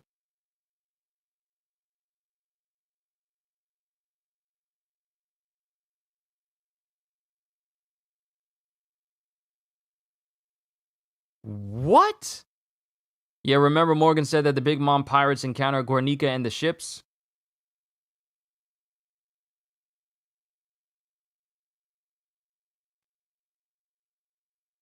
Oh! Oh, wow. It was directly in front of me. I completely glossed over it. Thank you, Ogata-san. I completely glossed over it. It's when Morgan says the last message sent out by Cypherpole after they vanished in Wano was, "It's Big Mom's ship." Those were the last words that they said. So apparently they were, in fact, attacked by Big Mom. Big Mom's crew. And those were the last messages from Cypherpole after they vanished. I completely glossed over that. See, I told you. I rely on you guys so much because y'all bring me back up to speed and y'all keep me on my toes and making sure that I'm paying attention. But dang, how did I overlook that the Big Mom pirates attacked the fleet outside? They attacked them. So now, not only does Wano not open its borders for the world government to try to get their way in there, but now the entire fleet that they were intending for them to occupy the entire nation has been basically seemingly taken out and attacked by the Big Mom pirates. So now the world government literally has no presence in Wano or around Wano anymore, seemingly. That's interesting. Very interesting. The world government fleet outside Wano was seemingly attacked by the Big Mom pirates. Luffy, Law, and Kid all received new bounties of 3 billion berries each. They also each have updated bounty posters. Luffy's wanted poster now depicts his awakened form. The picture was taken and sent to the government by Guernica of CP0. So Guernica was the one that got the pictures of everyone, not Apu. But Apu is the one who leaked the news. Guernica is the one who leaked the pictures.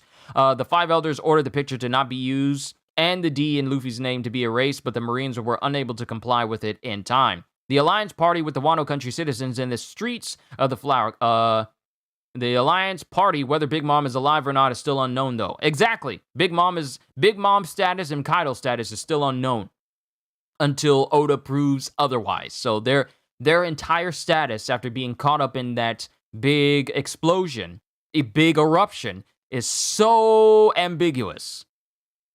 We have no idea.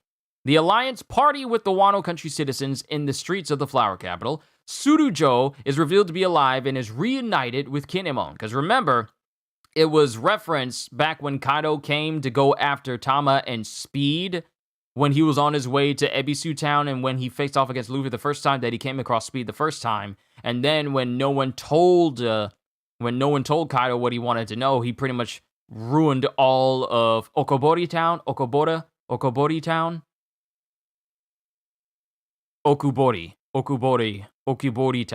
The town where Suru is from.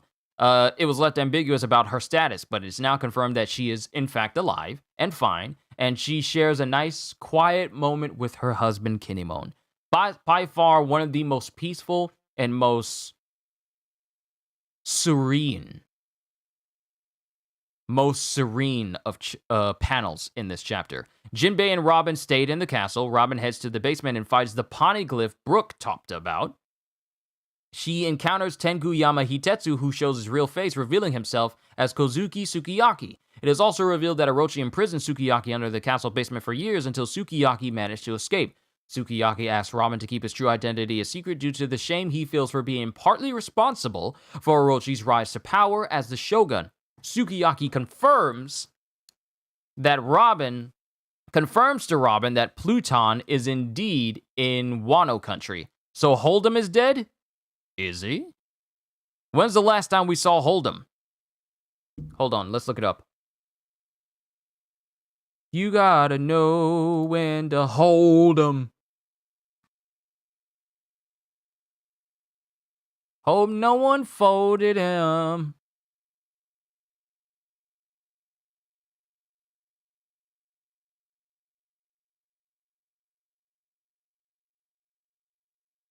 What?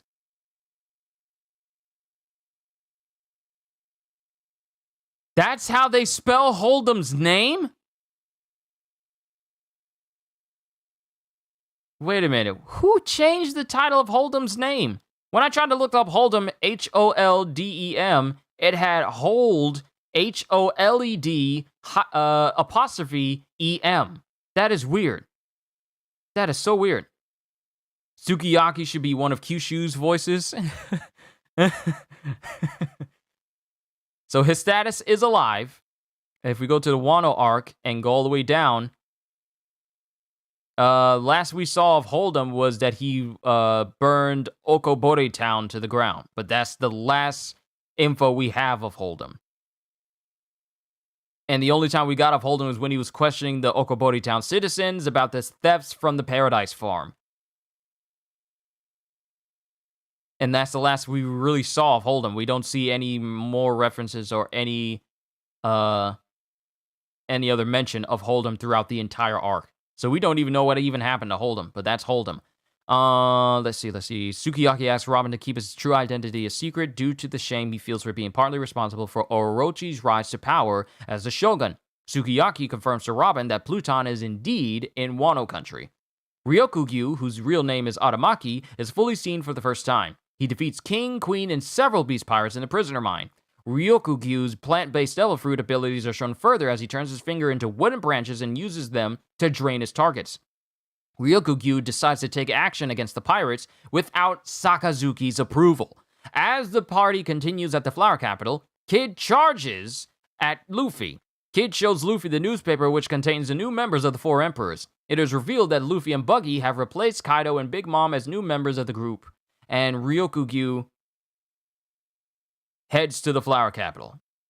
And those are the big references right there. Now, real quick, I want to pull up Buggy.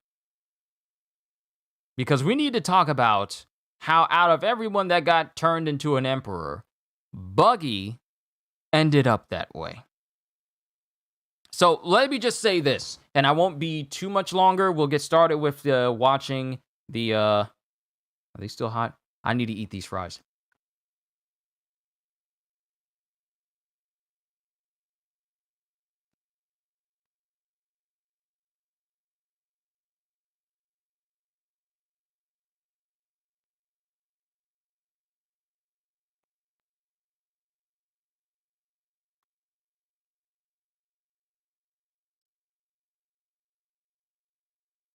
Let me get my thoughts on this chapter and the last one. Found a video on YouTube with 100 unsolved One Piece mysteries yet to be solved. How's there time to solve them all?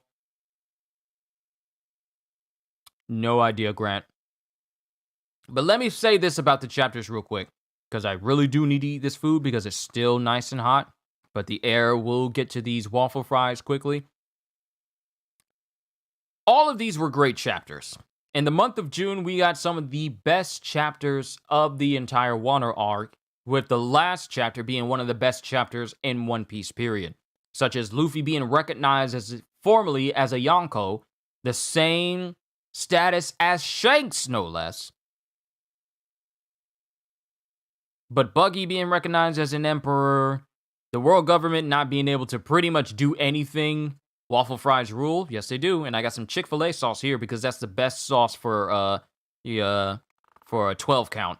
But the world government is in a far worse state to keep their popularity and for them to save face, because every attempt for them to do so has been met with failure. And given the fact that Morgans really doesn't care what the world government thinks, he puts what is the most entertaining. And he'll put out news, the truth or otherwise, if it will make the world a more entertaining place. But the truth is a far greater thing for Morgans to put out. Like the picture of Sabo in the last chapter, still worried about him. Yeah, I saw him in the second page when people were looking at the news. And it's 150 chapters since he was considered to be the 5th emperor. Now, he no longer needs to be like the extra Yonko. He's now filling in the spot left by Big Mom with Buggy, filling in this Big Mom and Kaido with Buggy and Luffy filling them out respectively. But all of the 3 of these chapters were great. And they spell that things are going to get even more intense for Luffy and the crew. Because think about it. When you're a Yonko, you have a target on your back because you're seen as one of the most powerful pirates and most influential pirates in the entire world. Blackbeard, one of the most powerful and influential pirates in the entire world due to his pirate crew and he orchestrated the events that led to Whitebeard losing his life and Ace losing his life, and then pretty much usurping all the control that Whitebeard had and claiming that as his own. And then he's using his crew to go out and search for more devil fruits, whether or not he's taking more devil fruit powers in himself or putting it into his crewmates or doing whatever. His crew is out there just turning into devil fruit hunters, devil fruit user hunters, hunting people down for their powers. Really? An alarm.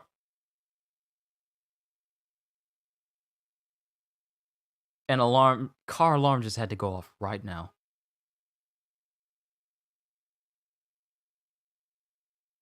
Let me continue.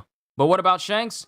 We have Shanks, who's one of the most influential and most powerful people, most powerful Yonkos that we've seen, where his entire crew, which has been noted by the Gorosei, saying that of all the pirate crews, Shanks' crews are the most loyal. There is no hope of us ever breaking the bond that they share because it's ironclad. They trust each other completely and they trust their captain completely. Shanks' crew, a crew of people that don't have any devil fruit powers, who are made up of just pretty much for the most part, made of regular human beings, one of the most powerful pirate crews in the entire world.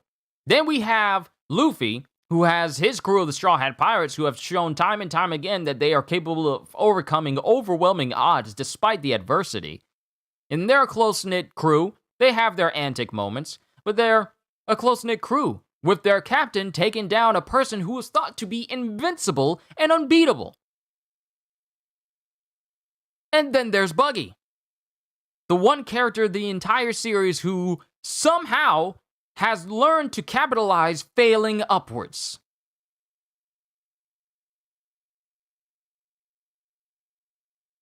When you look at Buggy and everything that he has gained throughout the entire series, the only thing that comes to mind is how. He is literally a victim of circumstance, and that's how he's gained all of this popularity.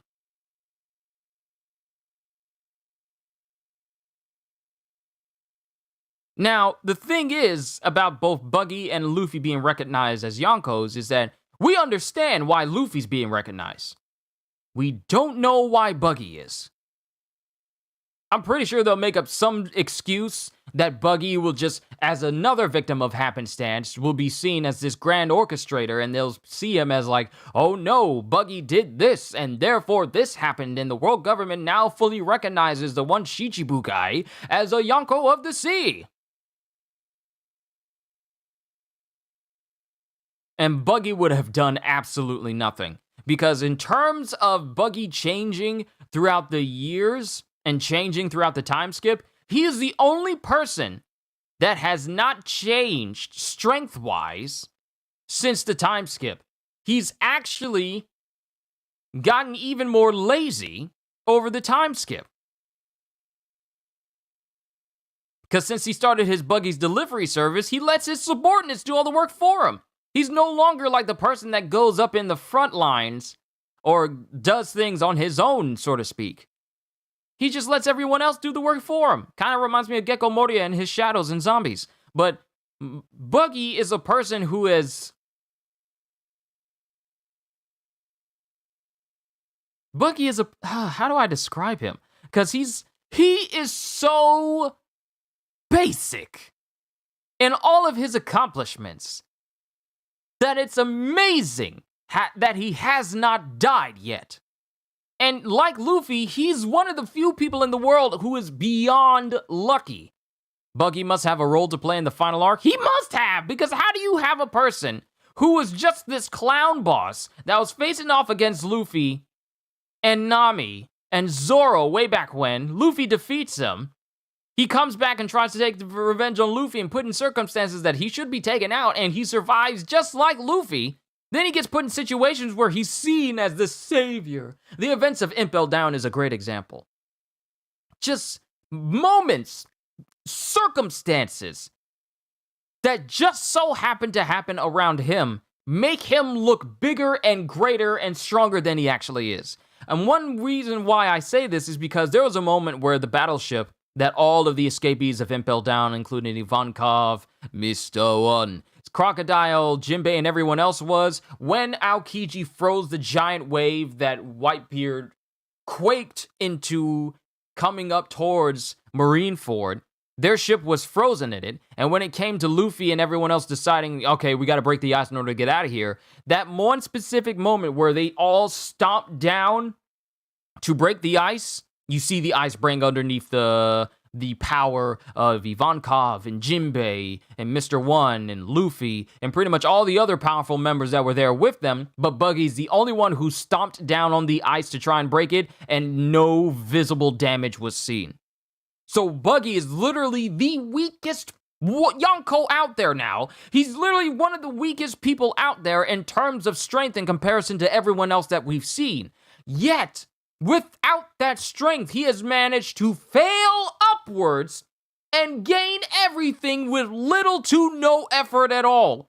Just merely him existing.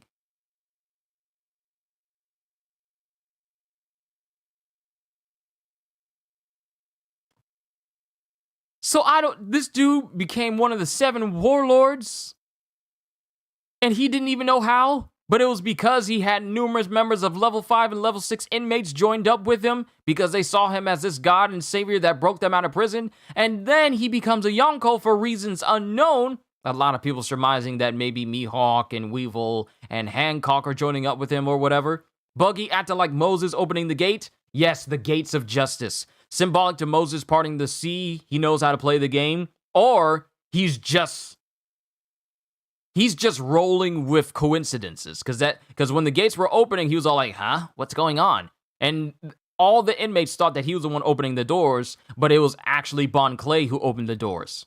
Had the doors open for them to escape, but Buggy just rolled with it. He is the master of just rolling with, like, okay, this is happening, let's just go with that. That's Buggy's entire character. Just roll with it. Just roll with it. This is good. Just roll with it. That is Buggy's entire character.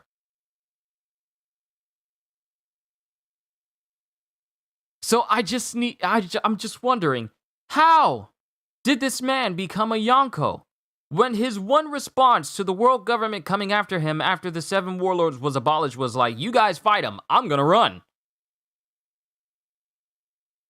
Remember, Cohagen was so mad at you since your prediction of Buggy came true. Can I say fake news in Trump's voice? Buggy the clown, him becoming a Yonko is absolutely fake news. That's fake news. Morgan's is fake news.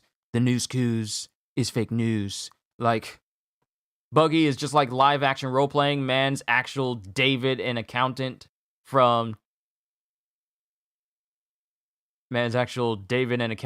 East Blue. It's crazy how this dude has had success, but he's never had the strength or power to match it. It's not what you know. In Buggy's case, it's not what you know, but who you know. And Buggy knows a lot of high-profile people, including all of his inmates, that follow him. So if I go to his relationship, Buggy Pirates. Now, another thing to talk about the Buggy Pirates is the fact that now, since he's recognized as a Yonko, Kabaji, Moji, Alvida, Galdino, and possibly Richie are his new commanders now. Alvida I can kind of see, because she's already an established pirate on her own. But Galdino, like, subordinate for Crocodile. Kabaji and Moji and Richie, they just served with Buggy. But not a single one of them exude any sort of strength. They're like, oh, these guys are, they are commander material. Alvida fits the bill more. Alvida fits the commander role more than Kabaji, Moji, and Richie do, and Galdino do. because none of them really do fit the bill at all.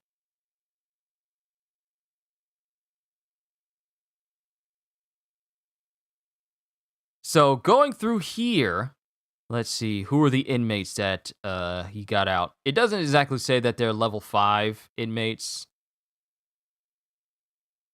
Let me see. Buggy's coming for Emu or G's positions next. So after Buggy, okay, we're here, small snippet. After Buggy's escapade from Impel Down, many fellow escapees from the prison have heard of his past as a member of Goldie Roger's crew, but missed out that he is a mere apprentice, and potentially the weakest member on board. Consequently, they come to admire him as a powerful pirate, even though he's done nothing to display power. He is literally pretty much he was the weakest member of the Roger crew. The weakest member of Roger's crew. Even Ivankov says, like, every crew has their black sheep. Every now and again, a crew has their black sheep. Buggy is that black sheep. But they don't know that. They just know his deeds. Came in to say hello, but won't stay. You didn't read One Piece yet. It's all good, Rith. Glad you stopped by. Buggy D. Clown for President of the World! I'm not going to say any more because Rith just popped in to say hi, and I don't want to spoil anything for him while he's here. Buggy repeatedly shows his cowardice, but the escapees keep mistaking it as courage and bravado, furthering their admiration. This dude is a coward. He's shown repeatedly that he can be a coward, but everyone just thinks that, oh, he's not a coward. He's actually being brave! They were further amazed to watch his interaction with Shanks, vowing to follow him wherever. So his interactions with powerful people just cement in the minds of these oblivious escapees that Buggy is some powerful pirate that knows exactly what he's doing. And he's not afraid of anyone. But that's not the case. Buggy and Mr. 3 teamed up in Impel Down in order to escape the Great Prison and share their hatred for Luffy, quickly becoming friends. However, they usually found their attempts to escape without the assistance of Luffy and his allies proved fruitless, and it was only through Luffy's help that they managed to break free. During their time side by side in Impel Down, Gardena acted as the more conscious of the two, frequently warning Buggy about the dangers that the two of them have triggered throughout the course of their escape from the prison. In the anime, he has on more than one occasion had to do things to ensure Buggy's safety as well as his own, using his wax to supply themselves with convenient implements to fend for their lives with. After Buggy gains his blindly loyal followers, Mr. 3 remains the only one who can see through Buggy's facade. Mr. 3 is the only one who knows that Buggy is a fraud.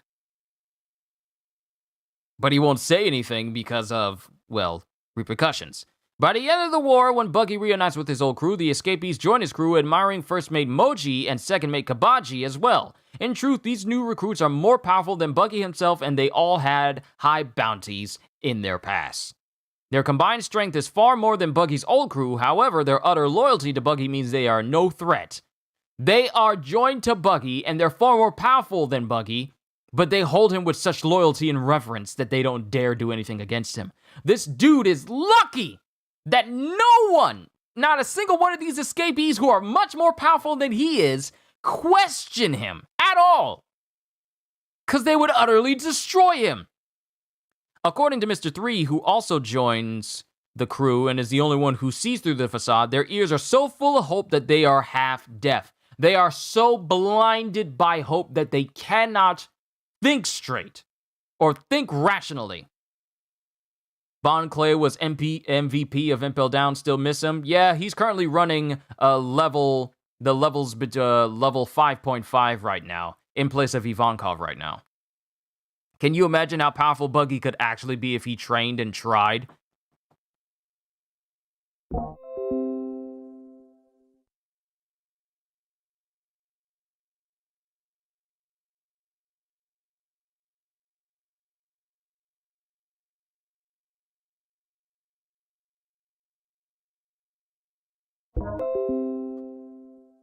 But yeah, Buggy would in fact be powerful if he actually trained and tried.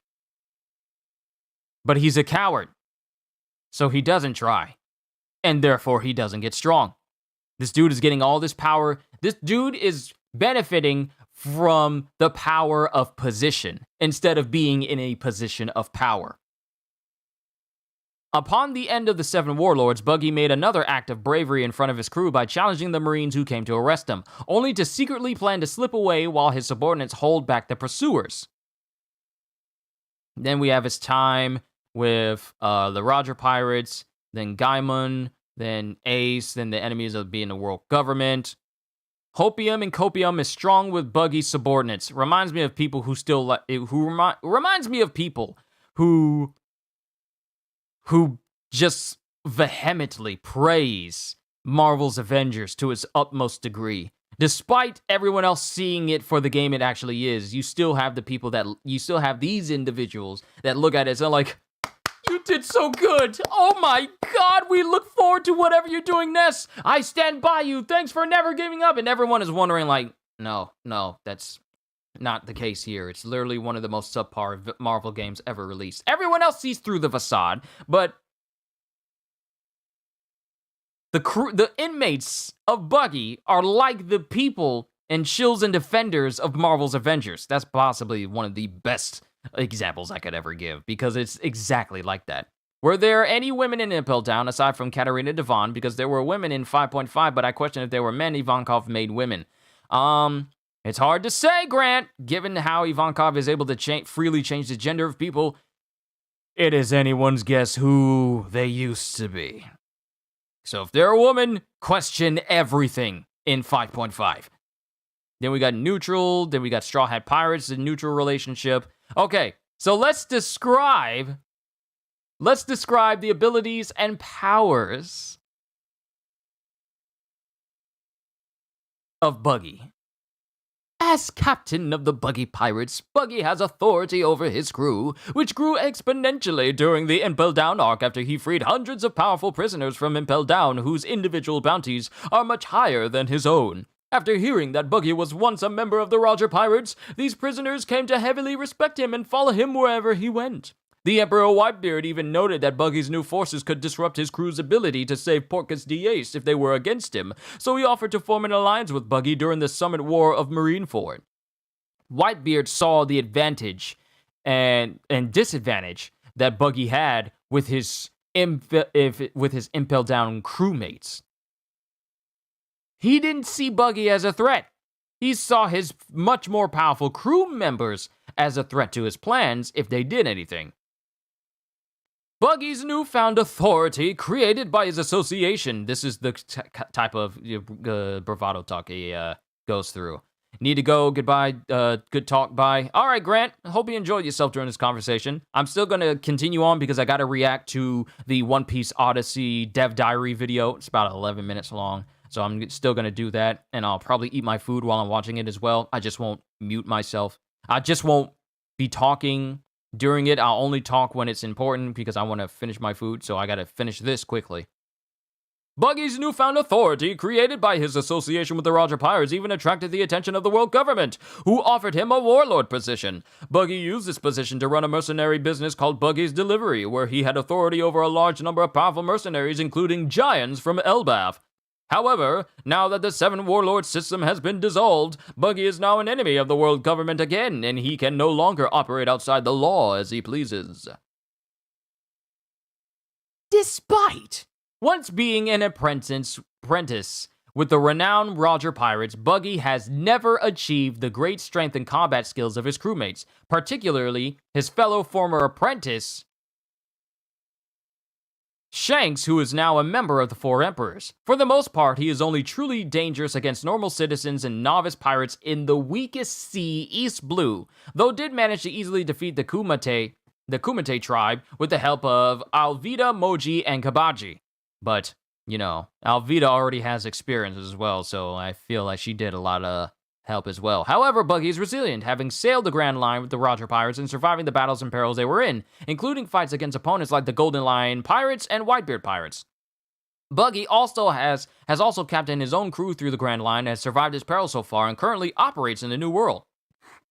Buggy was involved in the mass breakout of Impel Down and Summit War of Marineford and survived, although he was rarely involved in direct combat and most of the fighters paid him little mind. That's how little of a threat he actually was. Buggy mainly gets by with his craftiness. He frequently devises plans to unexpectedly overwhelm his opponents with his weapons and devil fruit. He allowed Roronoa Zoro to cut him into pieces and pretended to be dead in order to stab Zoro with a detached hand while he was off guard. He was able to trap Luffy in Gold D. Roger's execution platform and would have successfully executed him had lightning not struck the platform. Buggy is also a skilled inventor, as evidenced by his creation of extremely powerful ammunition like Buggy Balls and Muggy Balls that greatly aid in his destructive capabilities. While alone on an unknown island, he made a trap to attempt to catch a large bird, but the bird was not fooled. Additionally, Buggy is very optimistic and will frequently look to utilize other people to help him get out of trouble. This was notably shown in Impel Down, where he freed hundreds of prisoners to get them to follow him and create a riot. When the Marines identified him as a former member of the Roger Pirates, Buggy decided to quickly utilize this to build up his own image. Although his efforts to be seen as great are frequently intentional, Buggy also benefited from a significant amount of luck when leading the Impel Down escapees, as even though he showed his cowardly nature multiple times, his word and actions were always misconstrued by the escapees as indicators of strength.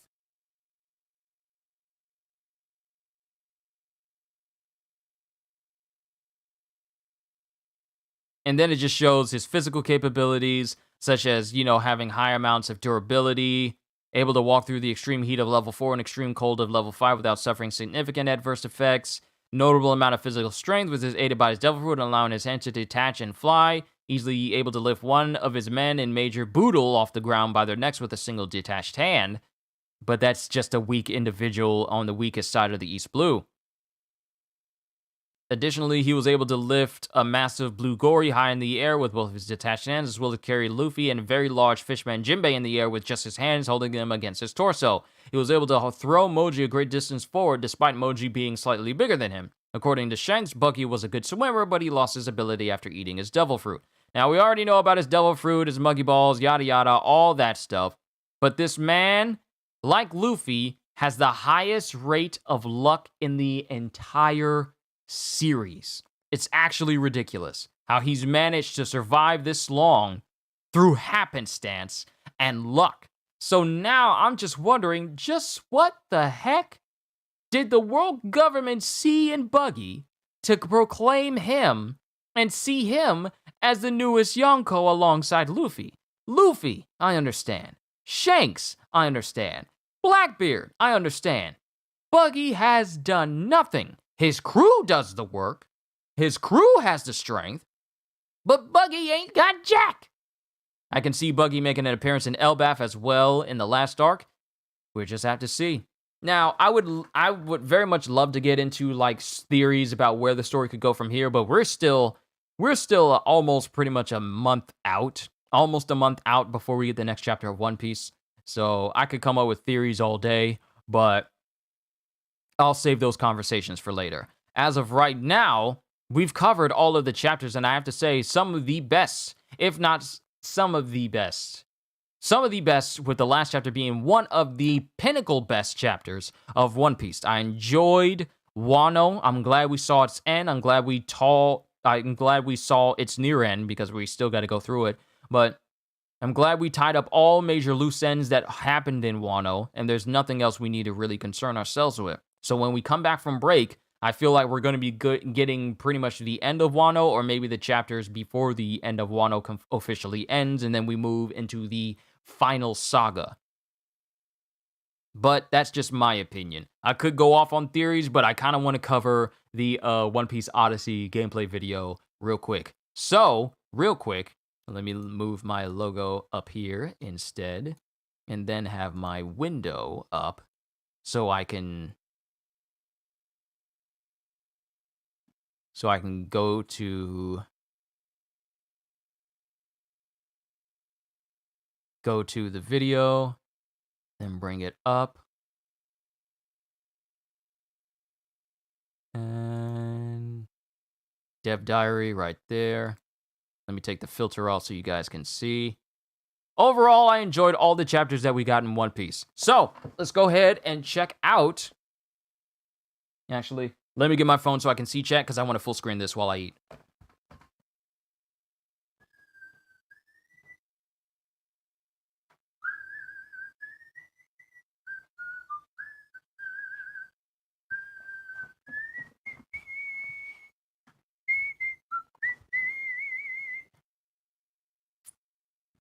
And I thank you guys for pointing out some things that I may have missed. But overall, this was a good month for One Piece. Great month for One Piece, even. And I'm actually looking forward to where we go from here. But that's my coverage of all the chapters of One Piece in the month of June. All great, all fantastic, leaving me with more questions, even more than before, thanks to this reflection stream. But now, it's time to check out this One Piece Odyssey video. So let me go ahead and full screen it here.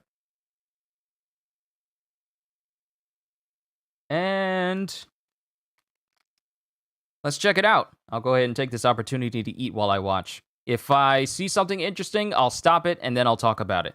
But right now, I got chat here, so that way I can see what you guys are saying while we check this out. All right, let's check it out. Peggy 12. Let me know if you can hear it properly. 皆さんこんにちは。ワンピースオデッセイプロデューサーの続きです。前回本作の発表時に公開したトレーラーに対して多くの反響と期待のお声をいただいております。一方でですね、もっとゲームの内容を詳しく知りたいという反応もいただいておりましたので、今回は本作についてもう少し詳しく魅力をお伝えできればと思っています。初出時のインタビュー動画でもちょっとお話しさせていただいた通り、本作はですね、ワンピースの世界に触れる偉大な冒険ドラマをコンセプトに制作をしてきたタイトルになっています。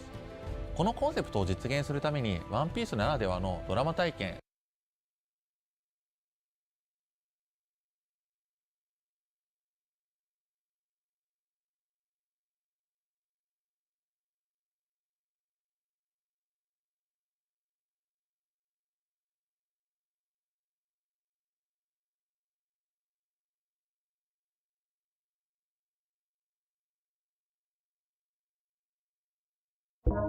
I had to pause it real quick because the frame rate started to go down, so I wanted to end the video. I wanted to stop it from like making my image in the background run too slowly. Sorry about that.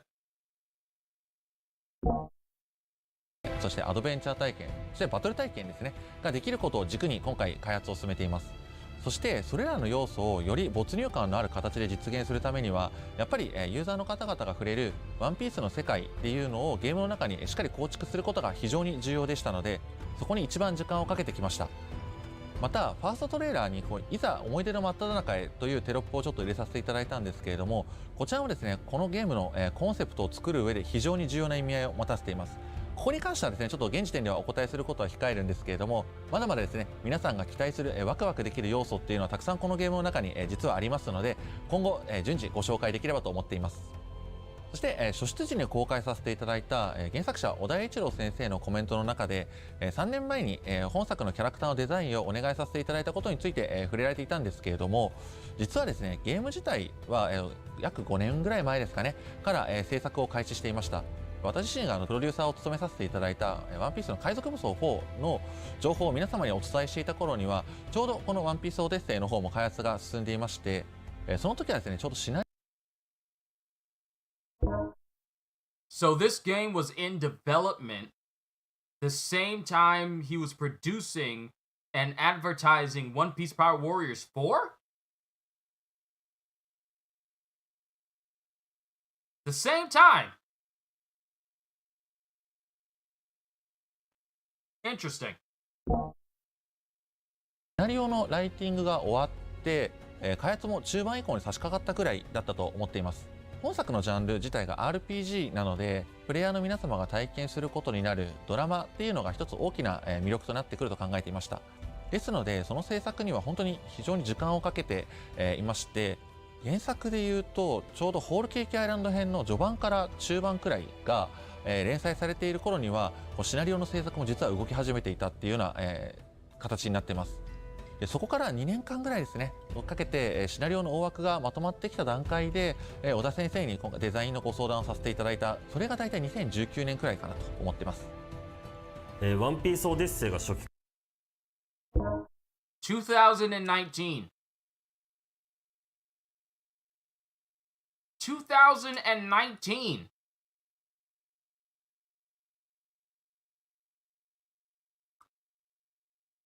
So people are wondering why they still look the same with these same old clothes. This started in 2019, and I believe they were still wearing their normal clothes regularly. And I don't think they had like the full designs of Whole Cake Island or whatever, or they just decided to stick with like the regular looks of everybody. 非構想段階だった3、4年ほど前にバンダイナムコさんよりワンピース新作タイトル制作のご相談がありました。設定やストーリーを確認させていただいたところ、ワンピースらしさがあり、非常に作り込まれている作品だなと感じました。もちろん、小田さんにもゲームの設定やストーリー、制作中のゲーム映像を見ていただく機会がありました。その際、小田さんも非常に興味を持っていただいて、小田さんにゲームオリジナルのキャラクターデザインをしていただくことになりました。そこで生まれたキャラクターがアディオとリムになります。それ以外にもゲーム内に登場する海洋ドラゴンやヒデリーペンギンなどの動物を、小田さんが、新規でデザインしています。小田先生に、キャラクターデザインに協力していただいたことに加えて、ワンピースの、各種設定ですね、だってアニメのアートワークだったりをもとに、開発チームの方ではワンピースの、冒険をする上での舞台っていうのを今回作り込んで、いただきました。今回ですね、一から魅力的な世界を作ってそれを RPG に落とし込むことができるっていう意味で、最適なパートナーとして、イルカさんとですねタッグを組んで、開発を進めさせていただいています。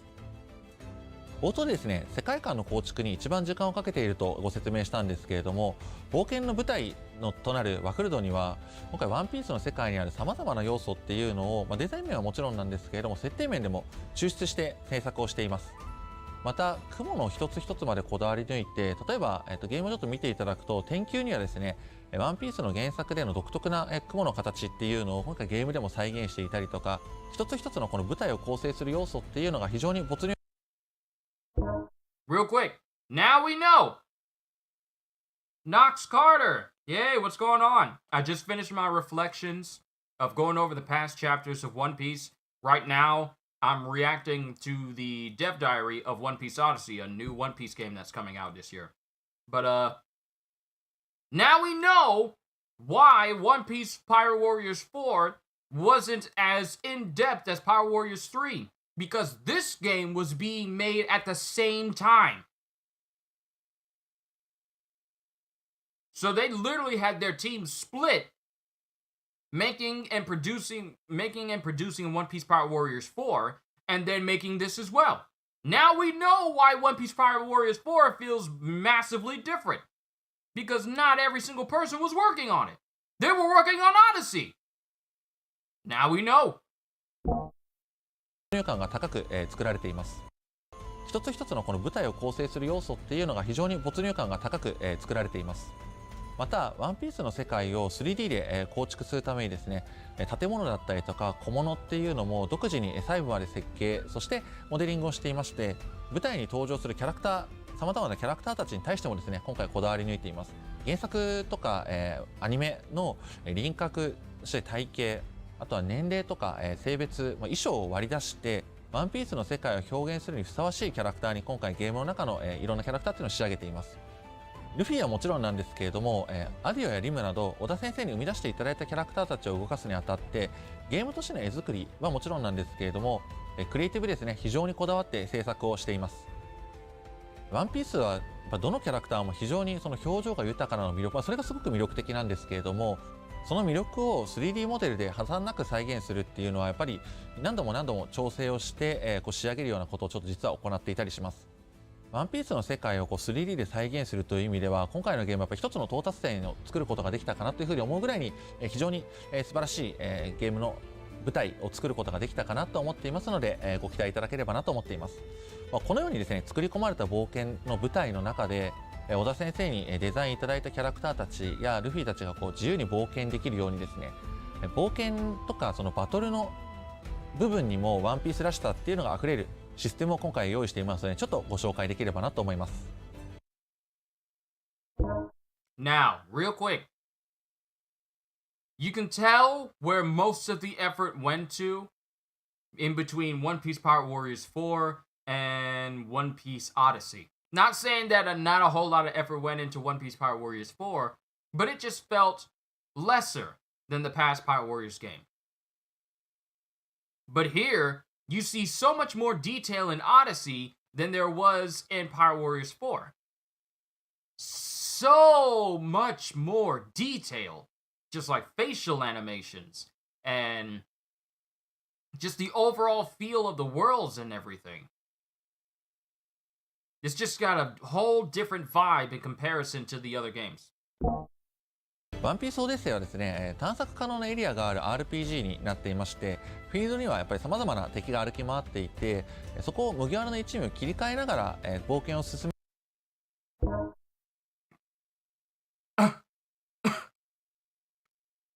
I almost choked. I almost choked on that. You can switch who you're playing as on the fly. This isn't like One Piece World Seeker where you could only switch to Luffy, and then in certain DLCs you could switch to Law or Sabo or Zoro. You can switch to different people on the fly. 様々な敵が So if you want to... Yo, that is so cool. Look at that. Look at that real quick. Zoro, Luffy, Nami, Usopp, Sanji, Chopper, and Robin. But I don't see Brook. So does that mean that this is the part of the story where you don't have Brook unlocked? Because if you could run around as any one of them. Seeing as how you could just swap the leader out, and you can just run and be these people. が歩き回っていて、そこを麦わらの一味を切り替えながら冒険を進めて敵にエンカウントすることで戦闘が始まるようなゲームになっています。もちろんこれはですね、敵にぶつからないことで戦闘を回避することもできます。この麦わらの一味を切り替えられるだけではなくて、それぞれ持っている特徴に違いがやっぱりあります。例えばルフィであれば腕を伸ばしたアクションができたりとか、ゾロであればそうですね、冒険の中で障害になるようなものっていうのを切ることで道を切り開いたり、あとはですね、例えばそうですね、チョッパーであれば狭い道をその体型を生かして通り抜けられたりっていうようなことを今回用意していたりします。このようにやっぱり麦わらの一味、彼らの特徴っていうのを生かしながら冒険を進めていく中で、オープンエリアの冒険だけではなく、今回ダンジョンにも、挑むことが可能なようにします。このようにやっぱり麦わらの一味、彼らの特徴っていうのを生かしながら冒険を進めていく中で、オープンこのようにやっぱり麦わらの一味、彼らの特徴っていうのを生かしながら冒険を進めていく。Okay, real quick. I get the feeling that we might not... Want to make sure I don't get sauce on my pop filter. I get the feeling that we may not... Wait a minute. I could be wrong.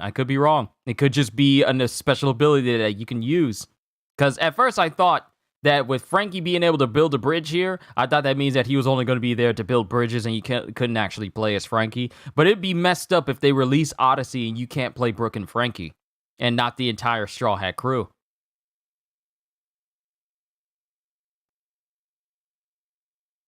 And now it also comes back to the question, when they said they were developing this, Whole Cake Island had just finished. Whole Cake Island had just finished its story, which means that if people are wondering where Jinbei is, this was made before Jinbei officially became a member of the Straw Hats. So that explains why you don't see him with the rest of the crew, because this game was made before Jinbei was formally and officially became a Straw Hat member. So that explains why you don't see him. Well, dang. いく中で、オープンエリアの冒険だけではなく、今回ダンジョンにも、挑むことが可能なようになっています。今回の冒険の舞台となるワフルドには、不思議な遺跡っていうのはちょっと点在していまして、そこに挑んでいくことが、ドラマの中で意味を持ってくるというような形で作っています。このように、一味の特徴を生かしながら冒険を進めて、そこで何かを明らかにするという、非常にワンピースらしいアドベンチャー体験っていうのをご用意させていただいています。もちろん冒険するのは、ダンジョンだけではないんですけれども、これは今後の情報出しの中で、皆様にお伝えできればなというふうに思っています。そして、様々な場所を冒険する中で、もちろん戦いが起こることがあります。今回ですね、バトルシステムのベース自体は王道の、やっぱり皆さんが触りやすいように王道の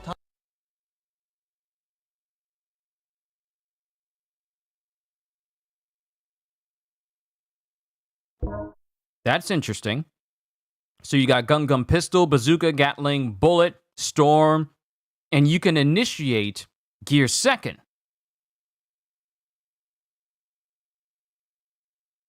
and it tells you what it is.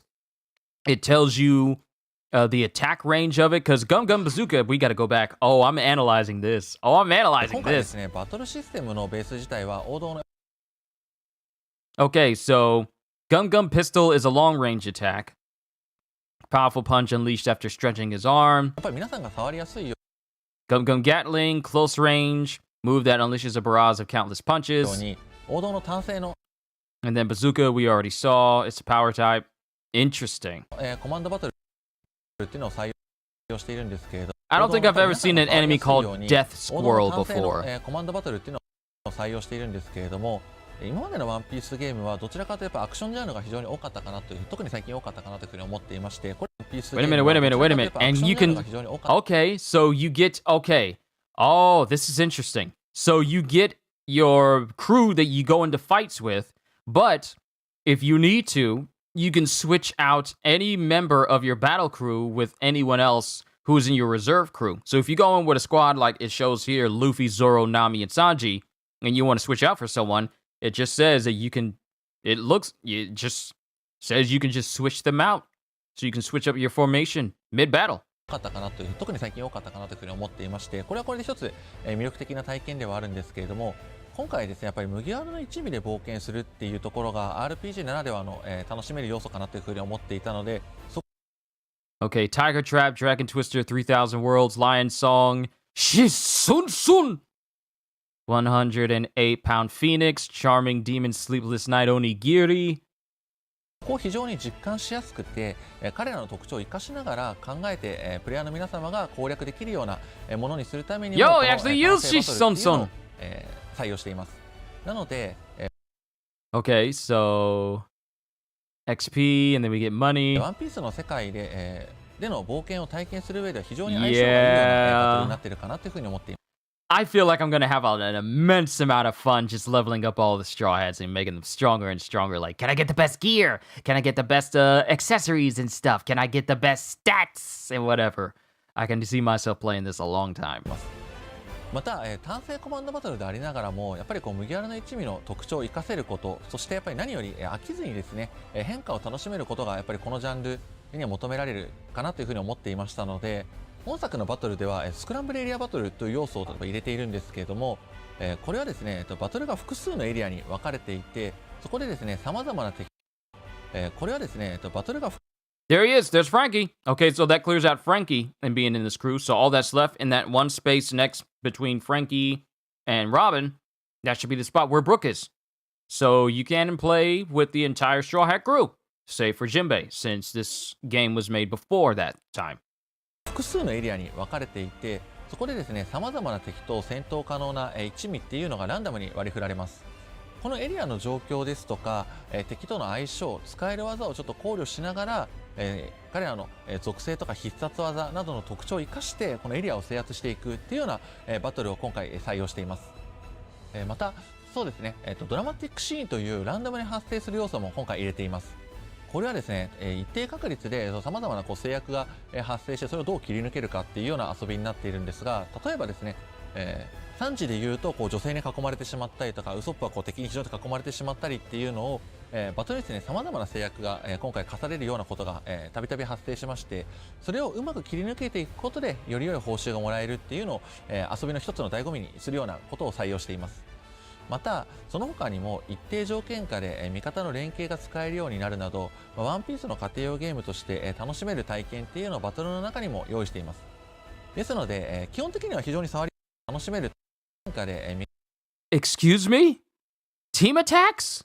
味方の連携 There's が team attacks in this? 採用しています。 Like combination また team その他 attacks? にも一定条件下で味方の連携が使えるようになるなど、ワンピースの家庭用ゲームとして楽しめる体験っていうのをバトルの中にも用意しています。Combine it into one massive killer attack?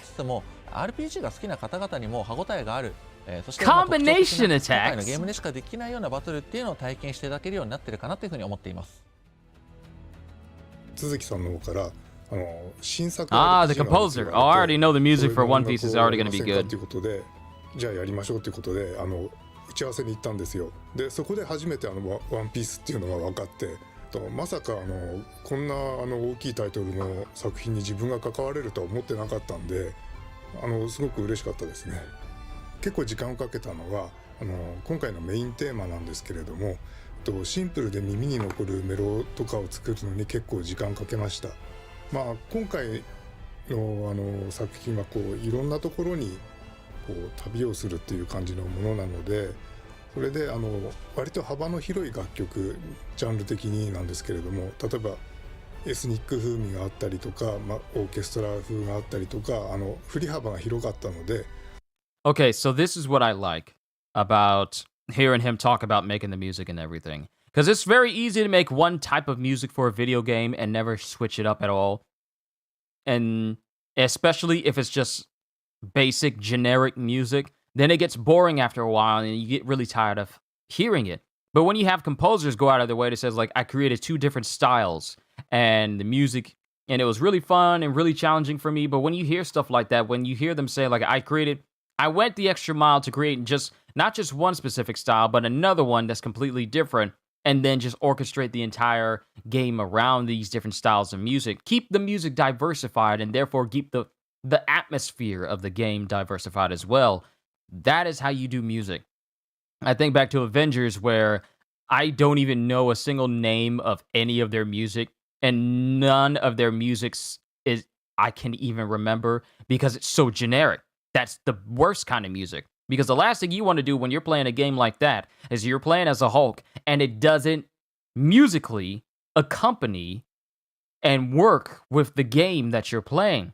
Like, there's nothing worse than playing a game where your characters is just fighting, but the music itself is just so generic that it kind of takes away from the splendor of playing said character. It takes away from the atmosphere of playing these characters. So when I hear stuff like this, I decided it was going to be really fun and challenging for me, and I decided to do some extra stuff for this music and go that extra mile to make it unique. Regardless, that's good. That's very good. 作るのがすごい楽しかったです。あと今回バンドでレコーディングもしたんですけれども、スタッフの皆さんが自分以上にワンピースに対する思い入れが強くて、すごく盛り上がって楽しく演奏してたのがすごい印象的で、自分もすごく楽しかったです。I like that one as well. Everyone who did the music, a lot of them were already massive fans of One Piece, so they gave it their all. And they had fun making the music. The best type of development crew you can have are people who really enjoy what they're doing wholeheartedly. Because when they pour their heart and soul into it, you can tell. And they're earnest about it. They're not saying like, oh, for example, we love Marvel, but you don't see that portrayed in the stuff that they release. This is different. Because this is a passion project. This isn't just a project to sell your nostalgia or sell your fondness for certain series or franchises. This is a passion project that looks like it's respecting the source material and taking its own cues in order to make it like a unique experience. I like that. ゲームに没頭できるように作って、プレイを邪魔しないような感じで作ったんですけれども、音楽の方にも耳を傾けてくれたら嬉しいです。あと生音とかもいっぱい使ってるんで、なるべくできるなら結構いいスピーカーとかそういうのでプレイしていただけたらすごく嬉しいです。さて今回はですね、さらにワンピースオデッセイの情報をお伝えさせていただきましたが、いかがでしたでしょうか。もちろんですね、今回公開させていただいた情報もまだまだ本作の入り口に過ぎません。今後はですね、ワンピースの世界に触れるという意味で皆さんが期待するようなドラマやアドベンチャーの情報等も随時ご紹介させていただきますので、ご期待いただければと思います。ありがとうございました。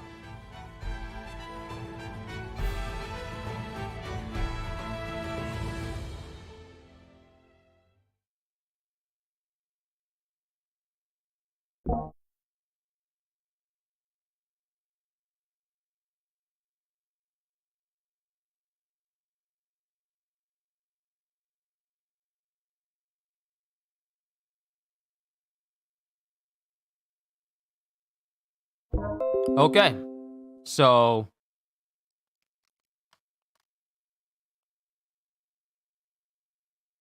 I had already reserved myself to playing One Piece Odyssey because I love RPGs, I love Muso games, And I love superhero games. Good ones!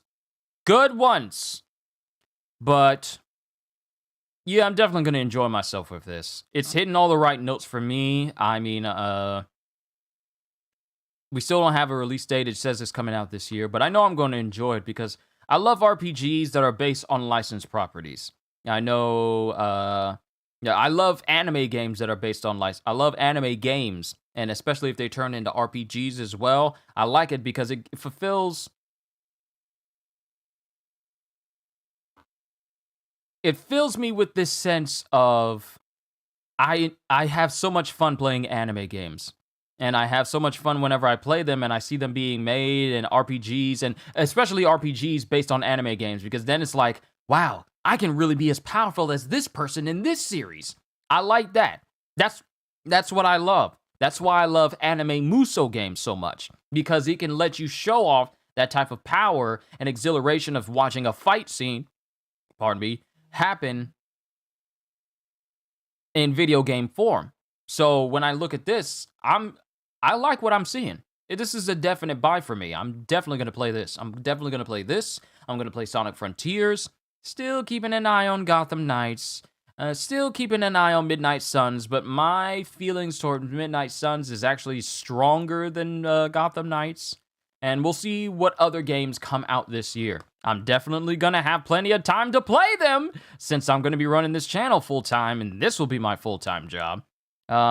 When I see all the effort and passion and the gameplay details, it's immediately made to me go from could be okay if we're lucky to yeah, banger game, can't wait. Exactly. I mean, I had no doubts, but now seeing that now we know why One Piece Pirate Warriors 4 wasn't the big, massive hit and massive upgrade to One Piece Pirate 3. Now we know why. Because they were working on this game at the same time. And they didn't have their entire crew dedicated to making the new Pirate Warriors 4 game. During that time, of course. And it also shows us that since this was made when Whole Cake Island was pretty much done, but not before we got to Wano, then we're not going to see characters that are in Wano or events that transpired towards Wano or even new crew members that come from Wano. Unless they just throw out references to people in the game, we're not going to see anything past Whole Cake Island as far as references or looks are concerned, because we just haven't reached that far. Now, if they release like DLC costumes to make you look like you're in Wano while you're playing this game, I can see that happening. But don't expect people like Jinbei coming up. Nah, Koei Tecmo was handling PW4 and ILCA develops this. Oh, well, then Koei Tecmo messed up. They fumbled the ball with Pirate Warriors 4 then. But if I see LA is developing this, I mean, he did say that he was producing... What, didn't he say that he was producing this at the same time, I thought? I thought he did. But if not, then that's fine. That's fine. All I know is that, Ernest, I am definitely going to be playing One Piece Odyssey. Pirate Warriors still could have had been better post-launch support. They still took 9 months to develop new characters, so manpower wasn't the issue. What could I possibly say about Pirate Warriors 4 that I haven't said already? If they're capable of releasing all these characters, then they could have released other content as well. New missions, survival modes, horde modes, whatever. You could have updated skills. You could have updated new powers. You could have updated new characters or brought back old characters. You didn't have to just limit it to just going through the major battles from the beginning of the game all the way to where it was with Wano and then make up an ending and then just stop it right there. They could have done so much more, but they just left it off. And that was the most disappointing thing. Then they kept releasing characters that did better things than other characters, and I'm like, how come these characters couldn't get updated? Like, for example, Kozuki Odin was like the last character, DLC character they released, and when he's in his full burst mode, full force burst, his swords are coated in hockey 100% of the time. And 2 other characters have charge moves that enhance their attacks but you always got to do a full combo in order to get it coated, and you never have a full force burst mode, which enables you to have your sword coated all the time. Shanks and Mihawk are those examples, but Kozuki Oden gets the upgrade where his swords are always coated, so he always does the maximum damage and maximum type combo when he's in his full force burst. That's an advantage that Mihawk and Shanks should have got, but we never got. So it was just like, it was a lack of support is what really killed Pirate Warriors 4. Now, they did a lot of good things, but the support for the game just fell off way too quickly. And the DLCs were just characters, and that's it. No new skills, no new mission, no new maps, nothing like that. They were just DLC characters. That's it. They basically did what Marvel's Avengers is doing now, but unlike Marvel's Avengers, Power Warriors 4 is, people have much more better things to say about that game than Marvel's Avengers. So, it's like, you got these characters, but let's just play them in the same exact old places you already have been. And that's just what all the DLC characters were. Sure, they were fun, but you were still just doing the same old thing all the time. And especially if you're like me, and you platinum the game already, you pretty much didn't have too much of a big drive to keep playing the game because there was much less pulling you back to it. Because once you did everything in Power Warriors 4, that was it. There was nothing more. Once you did 100% everything in the game, unlocked everything, then completed all the trophies, it was just like, there's nothing else to do. So, Pirate Warriors 4 was mismanaged as far as short-term and longevity-wise, but I'm more hopeful for One Piece Odyssey to do what Pirate Warriors 4 and even One Piece World Seeker could not and deliver us a much better RPG-like One Piece experience. But that's what I'm looking forward to. Overall, I enjoyed what I saw from that developer diary, and I can't wait to see more news on that. Sonic Frontiers, Bayonetta 3, God of War Ragnarok, a lot of games I'm keeping on my radar, but I'm happy and I'm looking forward to seeing the rest of them. But, ladies and gentlemen, I've been going on for over 2.5 hours, and this is where I want to call it a close for today's reflection stream for today. We covered a lot going over the chapters. I didn't put too many theories about what I expect the next chapters of One Piece to hold because it really is anyone's guess where we go from here. Whether we continue off with Ryokugyu coming up to the Flower Capital and trying to take out Luffy, or if we go in a completely separate direction and go back to the world outside of Wano and find out what's going on there. It's anyone's guess. But all I know is that as I move into my full-time position after I finish my final shift tomorrow, I'm going to have so much fun bringing you guys more and more content than I've ever had the chance to before. And once we have this big discussion on Saturday about where we're going to be going from here, I pretty much just have the rest of my life to enjoy doing what I love doing, which is this.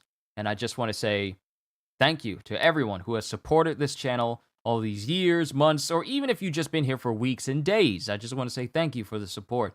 It means the world to me. This is my passion. This is my God-given talent, and I intend to use it to the best of my ability for my own happiness and also for your own entertainment. But that's all I got for today, ladies and gentlemen. I'm going to go ahead and enjoy the rest of my day off. I'm just going to chill and relax. All I can say at the end of the day is, hope you all enjoyed. Can't wait to see you all in my next video. And if you're new to the channel and you enjoyed what you saw here today, then like, subscribe, and maybe even consider becoming a member because I am always looking forward to entertaining you. So have a fantastic day. And once again, as always,